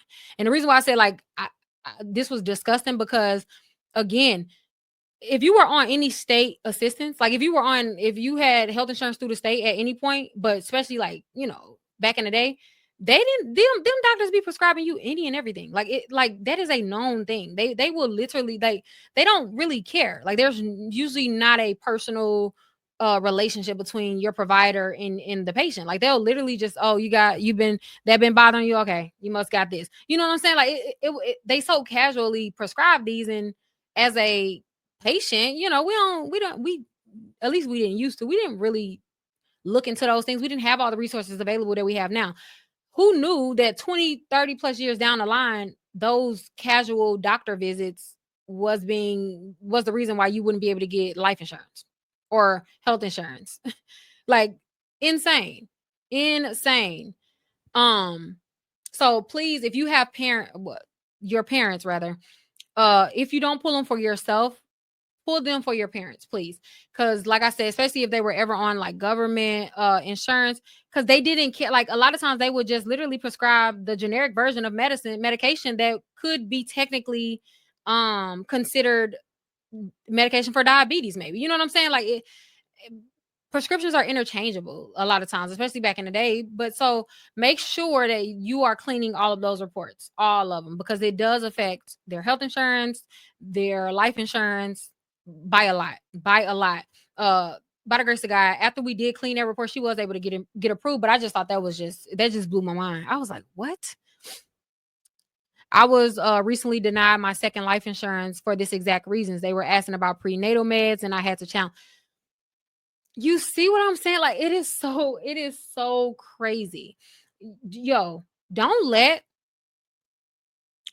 you ever have been prescribed anything. I want to word this carefully. Like, anything for your mental health. They did not like that. They did not like that. Well, not mental health, more so. Uh,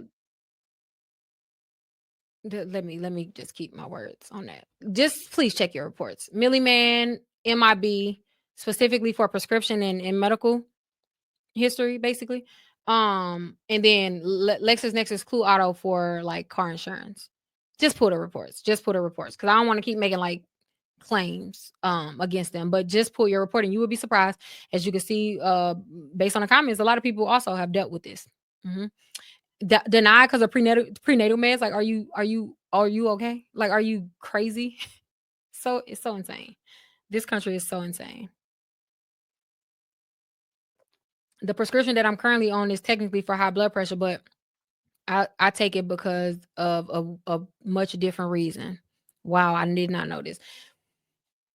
Yeah, it's disgust. Like, yeah, I don't even have no, like. There's really nothing else. Like, it's crazy. It's really crazy.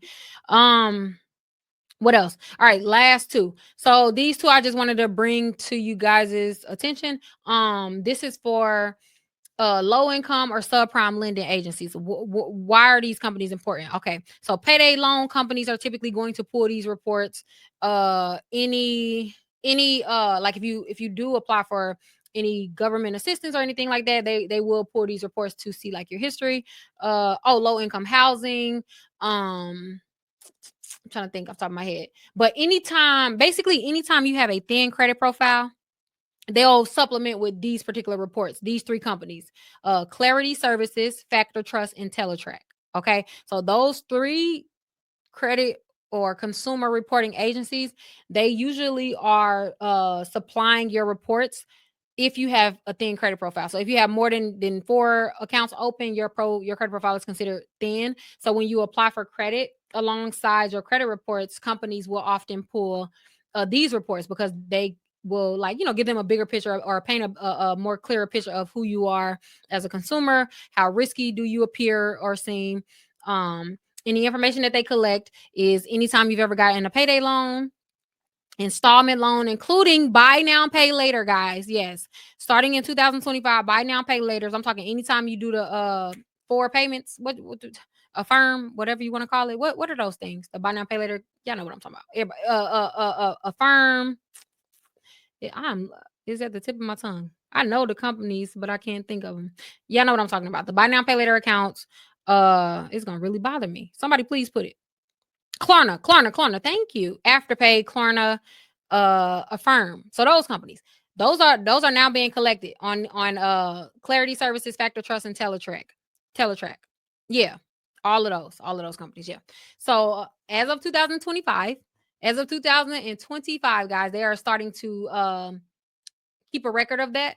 And creditors, lenders, credit card companies, and banks and stuff like that, they are going to be supplementing your credit report with these reports as well. So just so you know, um high risk credit card usage. So remember, I told you guys that anytime you report over a 48% on your credit card, there are reports that deem you maxed out. These are the reports I'm talking about. Sorry, I had a belch. These are the reports I'm talking about. So any of your credit cards that remains over 48% for more than a month, for more than a billing cycle, you are going to be reported to these reports. Crazy work. Yep. Chase has their own in-house and they report too. So you know what's crazy? I don't know which one. That's why I'm reluctant to say, but one of these companies, I forgot which one, either Clarity Services, Factor Trust, or Teletrack. Chase is the biggest investor in them. So I would bet that it's one of these companies. I just can't remember which one. So I don't want to just like outright claim it. But yeah, Chase is the pretty much the owner of one of these companies. So that makes sense. That makes sense. What else? Oh, rent to own. So if you do if you do the rent to own, like furniture accounts and stuff like that, they are also reported to these lenders, to these companies rather. These reports are often used to keep low income consumers in debt traps by payday lenders and high interest loan companies. Now I want to be clear, that one is an opinion. That little fact at the bottom is an opinion. Okay, however, it's an opinion backed up by facts because the statistics does show that the people who have these reports, their lending terms, their approval terms are often they never surpass a certain quota. So it's backed by facts, but how I stated it was an opinion, just for legal reasons. Okay, and then the last area that I wanted to discuss was the retail and gambling tracking. So this is super important because it does the retail fraud prevention. So the returns, the buying and returning. If you buy and return within 24 hours, for some reason that's a red flag to them. Don't know why. Um, Gambling credit tracking. So VIP Preferred, Central Credit, these two companies will track your activity. Casino activity online, by the way, guys, by the way, online, even those sports betting apps, they're tracking you.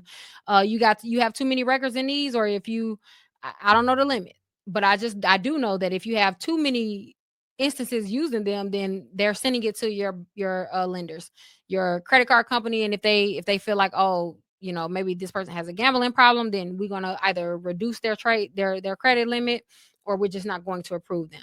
So just FYI, they are reporting this information. Uh, by the way, flagged habits. They have specifically on Central Credit. They record something called they record something called what is their words? It was something to the tune of return pattern. Return pattern. And basically, I mean return score.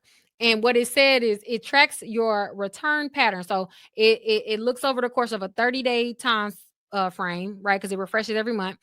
How many times you visited any casino or gambling activity within that month. And they didn't say what they consider excessive. However, the grading was either you either had a neutral rating, meaning like maybe it wasn't enough to move the needle, or you have a moderate or excessive returnability score. And excessive, again, I don't know exactly what they consider excessive, but like depending on how many times you are gambling or in casinos and stuff like that, if it's excessive, then they are reporting it to your lenders. Um, Betting patterns, all of that. They track all of that, y'all. And you could be blacklisted from casinos nationwide, by the way. I feel like maybe if you're a gambler, you probably knew that. I didn't know that, but you can apparently be banned based on your behavior at one institution. But I guess that makes sense because that's any store, I guess. Um Now I am trying to now what to do about this? What to do about this? Because that's really the most important question. Uh I'm trying to pull up the kit right now. Where y'all go? Okay, there y'all go. Hold on, guys. I'm pulling up the kit because, well, number one, what you need to do is make sure that you take the time to request all of these reports. Okay.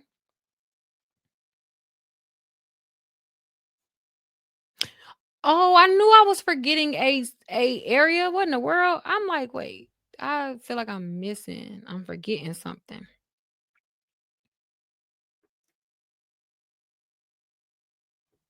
I want y'all to screenshot this list that I'm about to put up. This is just a quick. Y'all know I love a good quick list.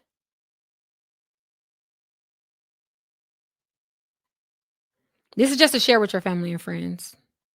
Give me a second. And just to keep on you, so you are aware of, in case you don't want to go through like the whole packet again. And I wanted to just put a little one liner on the top reports. Like, so if you know you ain't gonna go to all like 30 reports, which okay, I get it, right? I just please just get the ones that are on as soon as it pops up. Don't know why it's loading. Come on. This tea cold as heck. But it's still good though. Come on, where hold on.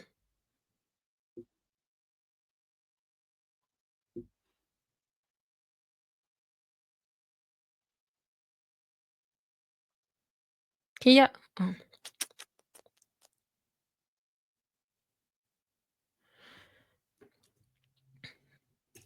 Hopefully it fits all on the screen. It's just 10 reports. And obviously some may not Lord, my voice is starting to leave me again. Some may not be relevant for you. But like you may know somebody that you know is relevant. And again, These are all free. So like you are entitled to a copy of this once a year. The company cannot deny you. They can't refuse you. This information is obviously in the kit that you guys are going to get, but just as a little quick list, I can't delete me off the screen. But these are the top 10 ones that I would suggest that you pull. The numbers, the websites, and all of that is in the packet, which I probably should have included that. Especially if you guys are going to be going to be sending this to like family and friends. Just share the packet with them. Like I don't just share the packet with them at this point, okay? Um, because it's gonna take. Let me see. Y'all got that screenshot real quick? So this may be too small, but this is a part of the packet. So as you can see on the packet, we have the company names, the phone number, the addresses to each company in case you need to mail them a letter, and also their website. So a lot of these companies will allow you to request a copy of your report from their website. But a lot of them they try to make it difficult, so they'll require that you call them. Okay, so I wanted to include every measure. Um, every measure, okay? By the way, hold on, let me show you.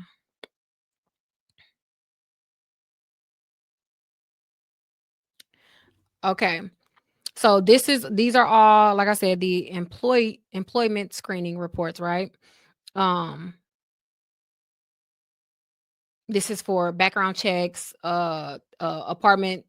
Even sometimes, like when apartment complexes do background checks and stuff, they'll check these companies. Okay, and obviously the list that we show when I was presenting that was like the top companies in each industry. This list is all like it's more detailed, but it also includes all the companies. Okay, um, this is the rest of the employment companies. So, like I said, I only remember in the presentation, I only pointed out like 4 because they was like the main ones, but like this list is long.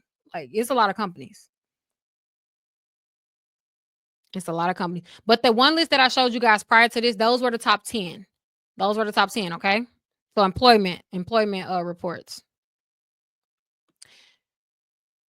Yes, we are still on freaking background checks, guys. Ain't that crazy? All these companies just collect our information, make money, sell them.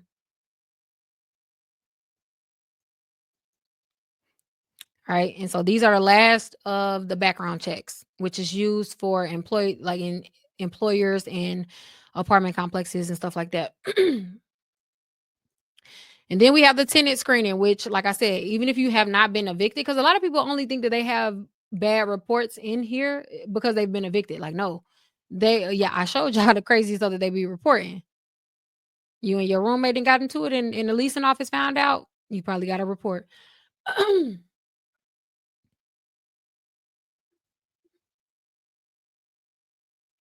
And these are the other tenant screening reporting agencies.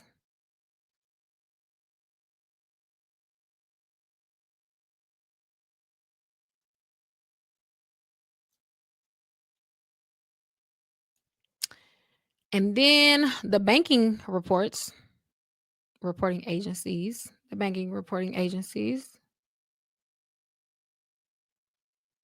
Trying to get like 10 seconds or so. But I mean, y'all don't even have to screenshot these though, so I really don't know, but whatever, in case you want to. Here are the rest of the banking reports. And you guys can always rewatch it too. Personal property insurance, so like car insurance, health insurance, property insurance, your Clue Auto report.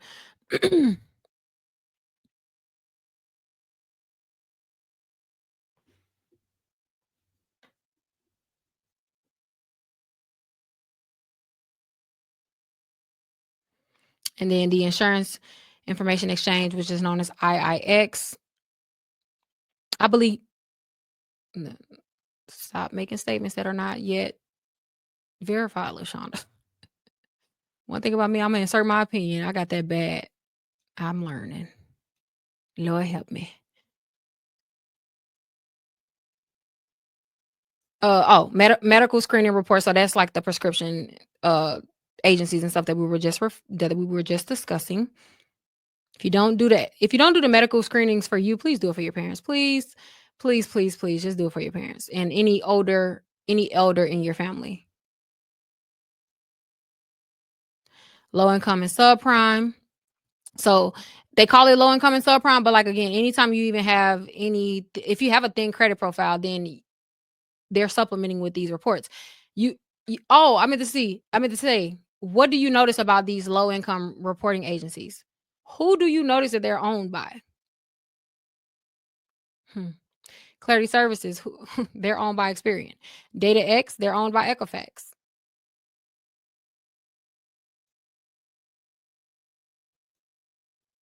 Factor Trust is owned by TransUnion.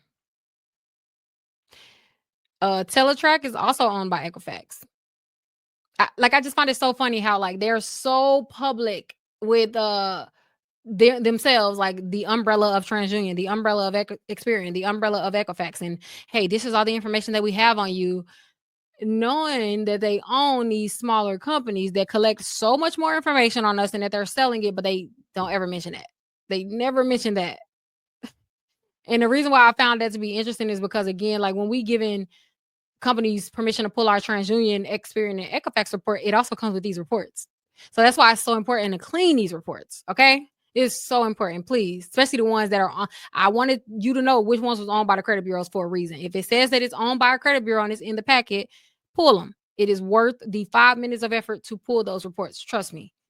Especially, oh, I meant to say this, especially if you have collections and charge-offs that you are challenging. A lot of times they were on some of these reports, depending on like which one you're looking at. But like if you have a collection or something with an old apartment complex, maybe you owe them some money. I don't know.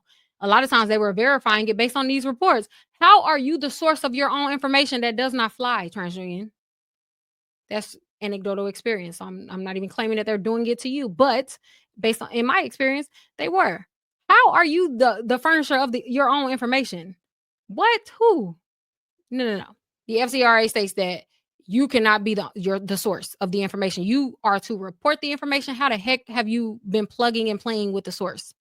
That's important, especially because when it comes to like LexisNexis and stuff, and the personal information that the big three has, the source is usually other reporting agencies that are owned by them. They're so whatever. Debt recovery and public record. So if you have a bankruptcy, child support cases, judgments, the debt recovery reports, you need to pull them. So ARS, I feel like most people know about ARS. CoreLogic is another big one. CoreLogic is growing too, and that's an opinion. Let's try to stop. Anovis. If you guys don't know, Anovis was actually considered the fourth credit bureau. Like they have been here since the beginning of time. Since TransUnion, Experian, and Equifax became a credit bureau, Anovis was also a part of them. Like they were literally considered the fourth bureau. And the only reason why Anovis is not as known as the big three is because Anovis doesn't report credit scores based on the credit scoring like FICO algorithm, whereas the big three does. It's the only thing that separates them. But they still report all of the information, uh actually more of the information, because they also supplement with a lot of information, excuse me, that's not technically allowed to be on the credit reports. They'll supplement, and a lot of companies still purchase the Anovis report. So make sure you get that. They have a lot of information, and a lot of times they specifically, I know specific, and this is a fact. They a lot of times are the if it's I'm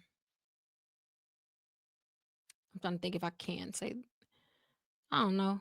I feel like because this is known. I feel like you can look this up. It's not hitting information. Okay. So a novice is really known for uh I don't have to say the name. A novice is really known for verifying and working with two main debt buyers of charge off accounts that usually only purchase credit cards from like Capital One. Uh, they're really known. I don't want to say their name because I don't know if this is like whatever.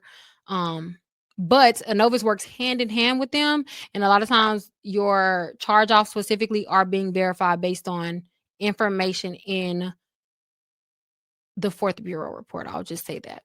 I don't even know how else to say it without like stepping on my own foot at this point. Somebody said it start with an M, something start with a P. May start with an M, may start with a P, maybe both. Maybe you may be missing one. They litigious extremely, like they stay in court. So that's why I'm like, I don't know. I may not even want to say that now. I won't have time. Oh, I didn't even discuss the utility companies, and that's just one. Your NIC2 report, the National Consumer Telecom and Utilities report, they are only in existence so that your utility companies, the ones that we are required to have to live in a home, they only exist so that they can charge you a deposit. I don't know if you knew this, or and maybe you didn't, because I didn't know this until I knew this either. Utility companies are not technically supposed to be able to charge us a deposit. Did y'all know that? We are not supposed to be getting charged a deposit on utilities because utilities are not optional. We don't have a option to not get electric, right? Or gas or water or whatever your like unit requires. And because it's not optional, because a home you literally cannot in this country, your home is considered inhabitable if you don't have gas, electric, or like the main utilities per whatever your unit requires. And because of that, you don't have you shouldn't be required to pay a deposit. How did they loophole that? How did they get around that? Wait, let me say one thing. You should not be required to pay a deposit, nor should they be able to refuse you services, or nor rather, nor should they report as a collection agency, like as a collection on your credit report. How do they get around this? There's a company called NIC2, there's a company called National Consumer Telecom and Utilities.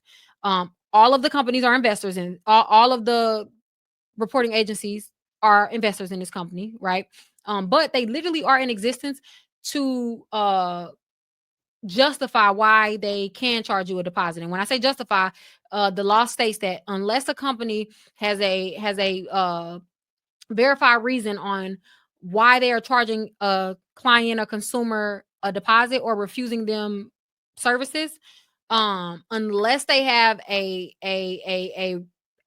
like unless they can prove or think that you could possibly not pay them, or unless they can prove that you are a risk to provide services for, then they can't legally charge you a deposit. But if they can prove without beyond a shadow of a doubt that you are a risk, then they can legally charge you a deposit.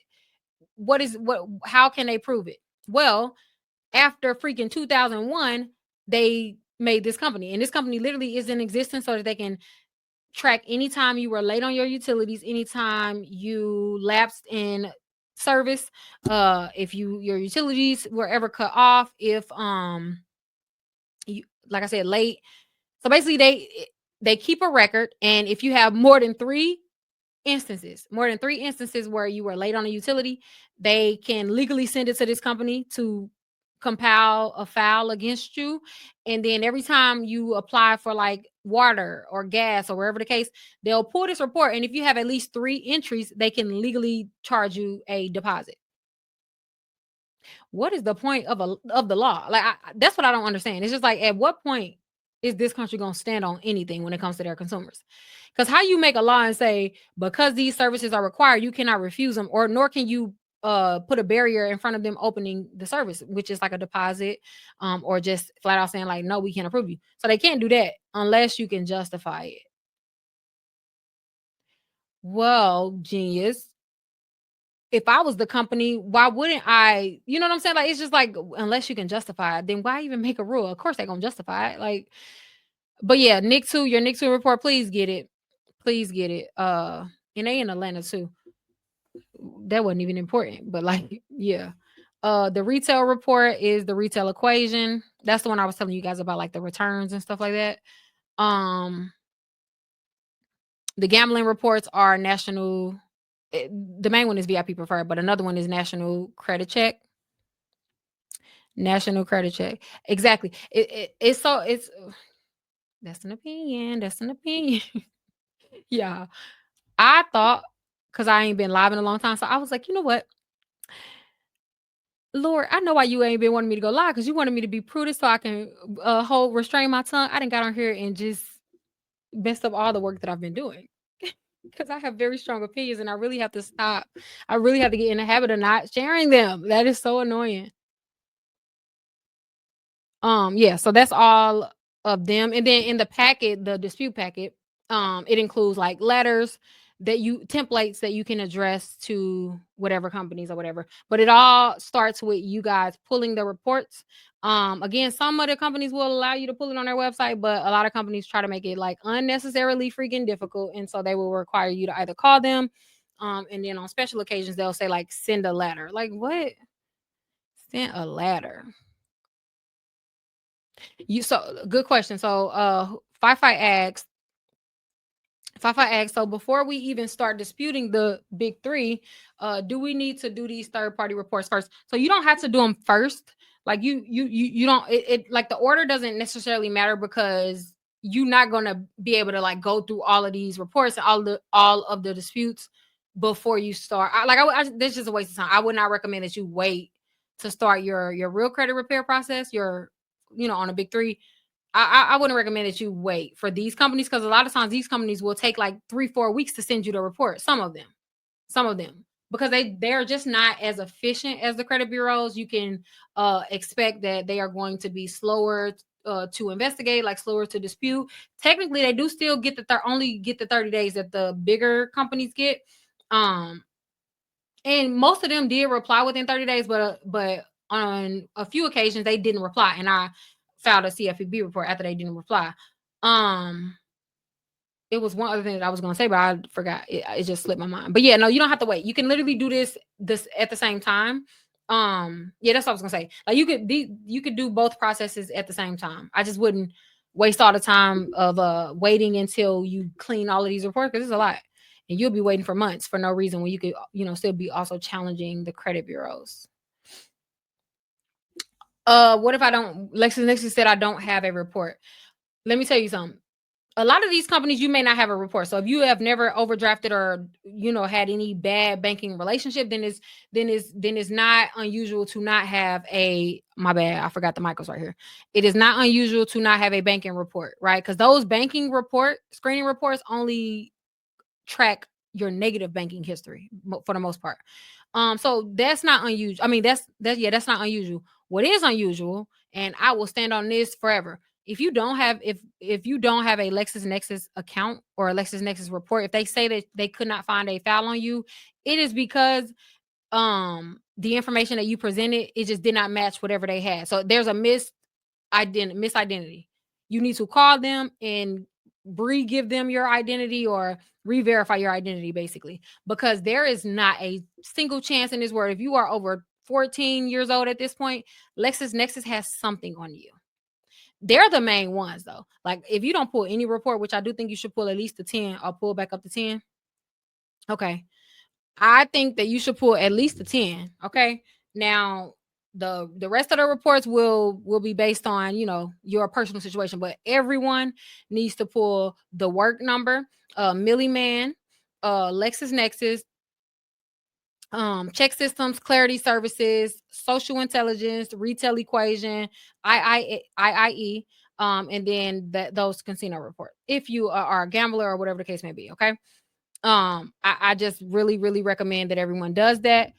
But LexisNexis has some information on you. Do you know that LexisNexis, per their own words, per their own files, they said, based on their own words, they have on average, and this is the average, meaning that they have a lot of people that have more and less.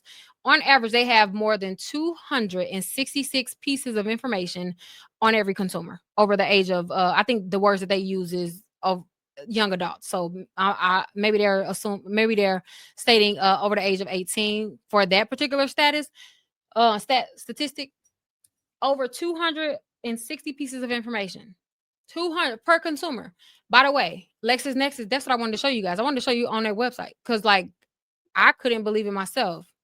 And by the way, oh no, I did not mean to do that. My bad, y'all. Oh, I don't even think y'all seen. Hold on. I'm gonna go to LexisNexis. What was it? That private policy? Within a privacy policy, they state that the information that they collect, right? Ooh, why is it so big? The information that they collect. Oh, here we go. Here we go. Here we go. Here we go. Here we go. Dang. I need to make it smaller because y'all ain't gonna be. Let me share my screen. Give me a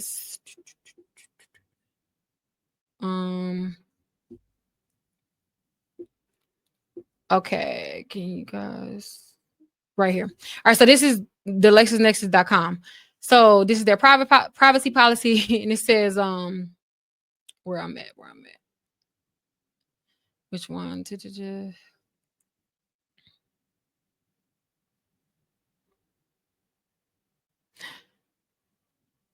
Okay, so they go.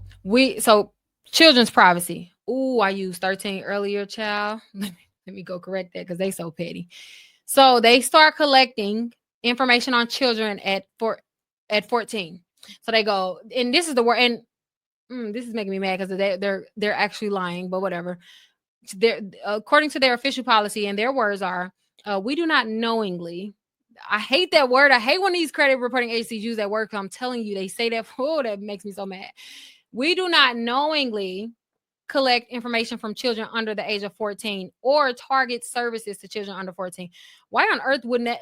Number one, why are you collecting or targeting services for anybody under 18? I just don't understand that. But two, my son is 12 and they had his information. So that's why I said that they're a liar. So in my case, my personal case, maybe I was the only consumer in the world that they are collecting children, minors information under 14. My son is 12 and they had it. But again, maybe I'm the anomaly in the situation. Okay. But according to their website, they don't knowingly, meaning like we haven't got caught, you haven't called it out. So challenge anything that they have on your children. That's what I will say. They can't, they by law, a child under the age of 18 is not even technically considered a consumer. These are consumer reporting agencies. So by law, they are not technically supposed to even have records for kids. Don't let them mess up your children's track record before they are even able to freaking live. They didn't even have nothing crazy about my kids, but you got it. So remove it. That made me so mad because it's just like, why they, by the way, what they were reporting about my children. Oh, I keep sitting back. I forgot I have a mic. What they were reporting about my children, their school.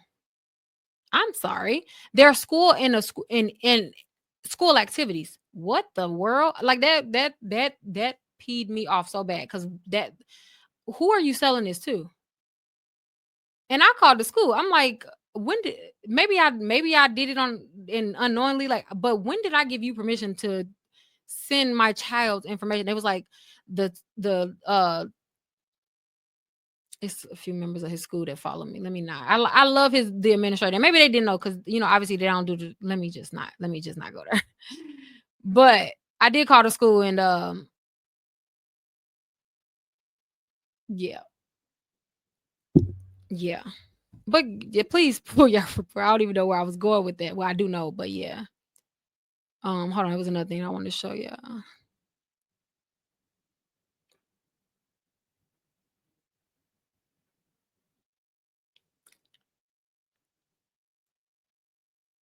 Hold on. I'm trying to find. I don't know what page of the policy it was on.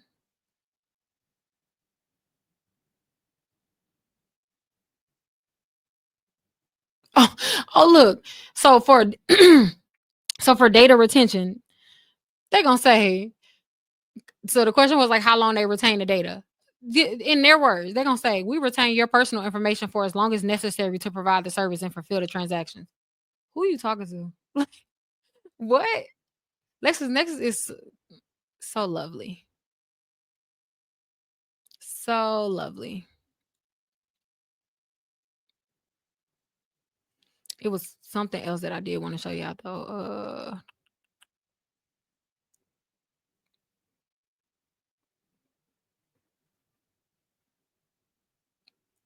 Information we collect.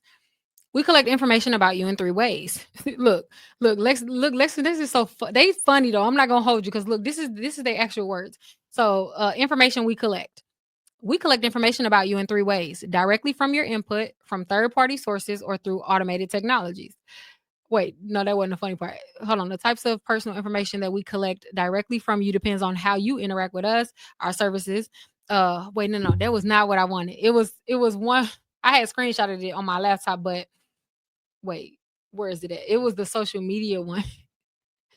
It's funny, but it was true because they was like somebody had asked, it was like a Q&A. Somebody had asked about like them collecting social media private account information. And then they said something, but it was so snarky, like so sassy, like you put the information online and we're free to do whatever we want with the like it was so I was like, they're so annoying. I gotta find it. I had screenshotted it on my laptop. But all of their Q&A responses, that's why I wish I had that page bookmarked. Their Q&A responses is so funny. Cause like they was right, but it's just like, bro, relax. Dang, I wish I could find it. I wanted to laugh with y'all on that because it was the replies every time was very, very sassy. Very sassy. Oh, and then look, yo. Oh, I gotta find this because look, one somebody had asked something about video data. Like they were saying they essentially were asking, do you keep a record of like the actual video? Like, for example, if it's on a video sharing app like YouTube, TikTok, etc. Do you keep like video records of our reports? In the reply, it was something along the lines of we keep this, that, and they were, naming different things like, dates that you post and da da da da.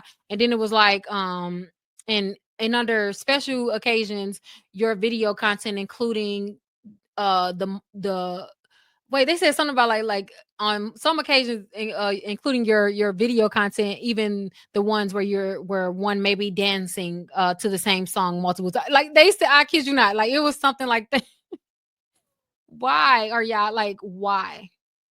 Because why did y'all need to note that y'all are keeping record of dance videos even if they're dancing to the same song? Like what did that have to do with? I'm like they are so. Shout out to it ain't no shot. I don't even like them. I ain't even gonna hold mm-mm.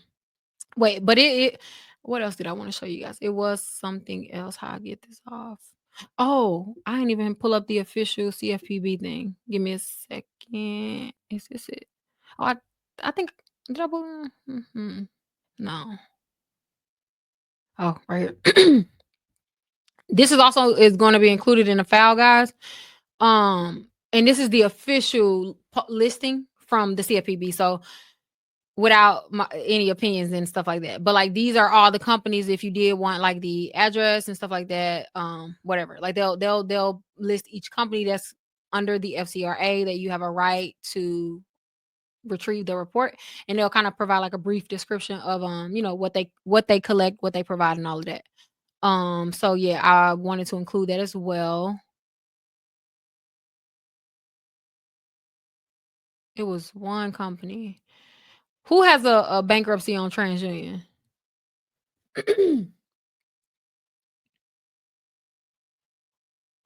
So the reason why I asked is because depending on how long you've had that bankruptcy, a few years, well, in 2018, TransUnion specifically, they started using a company called LCI, right? Like they started using a company called LCI to verify their bankruptcies.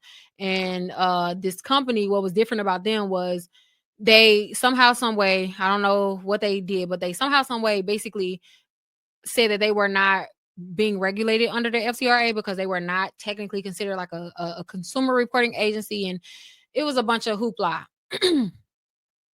And so it was puzzling to me and a lot of the credit cousins because we were like, well, if the FCRA is claiming that like this is what a consumer reporting agency is and you meet the requirements, how are you skating under the radar? Because what happened is you could not get your LCI reporting, you could not challenge the bankruptcy rating with them. Well, uh I think I updated you guys on this, but like they were going through like a court case with like 3 consumers or something like that for that reason, because they are literally they were lying. The court case was due to be done. Why am I telling you this? The court case was due to be done in November, year prior to last, right? And it was very clear, according to like as I was following the court case, that perhaps they probably would have lost, right? I'll just say that. So next thing you know, I checked the freaking records in like December or something like that, and the case was closed, was dismissed. Like they didn't conclude the case online. So I'm like, okay, well that's interesting. Let me show y'all what I found out the other day. I said, oh, I oughta. This is oh, they so ooh, ooh, ooh, ooh. What was these companies are they nothing. So they switch. So mind you, that company was LCI, right? I find out the other day, I'm minding my own business, minding the credit bureau's business, because that's my business. And I'm looking on TransUnion. I'm like, okay, I don't see LCI on their website anymore. So are y'all back to using LexisNexis? Because y'all know I'm putting together a new bankruptcy webinar, and I'm just trying to do my little research, mind their business or whatever. And I look, and they show TransUnion. They switched up the language. So they used to. Oh, y'all ain't. I be thinking y'all looking at my screen. My bad. Let me share it. I should be talking. Where is it? They used to have LCI, and I still have a screen. I'm so glad I still have a screenshot, because I still have a screenshot of when LCI was here, right? Because they had stopped using LexisNexis after November of 2018, right? They was using LCI. LCI somehow, some way maneuvered and loopholed their way into not being considered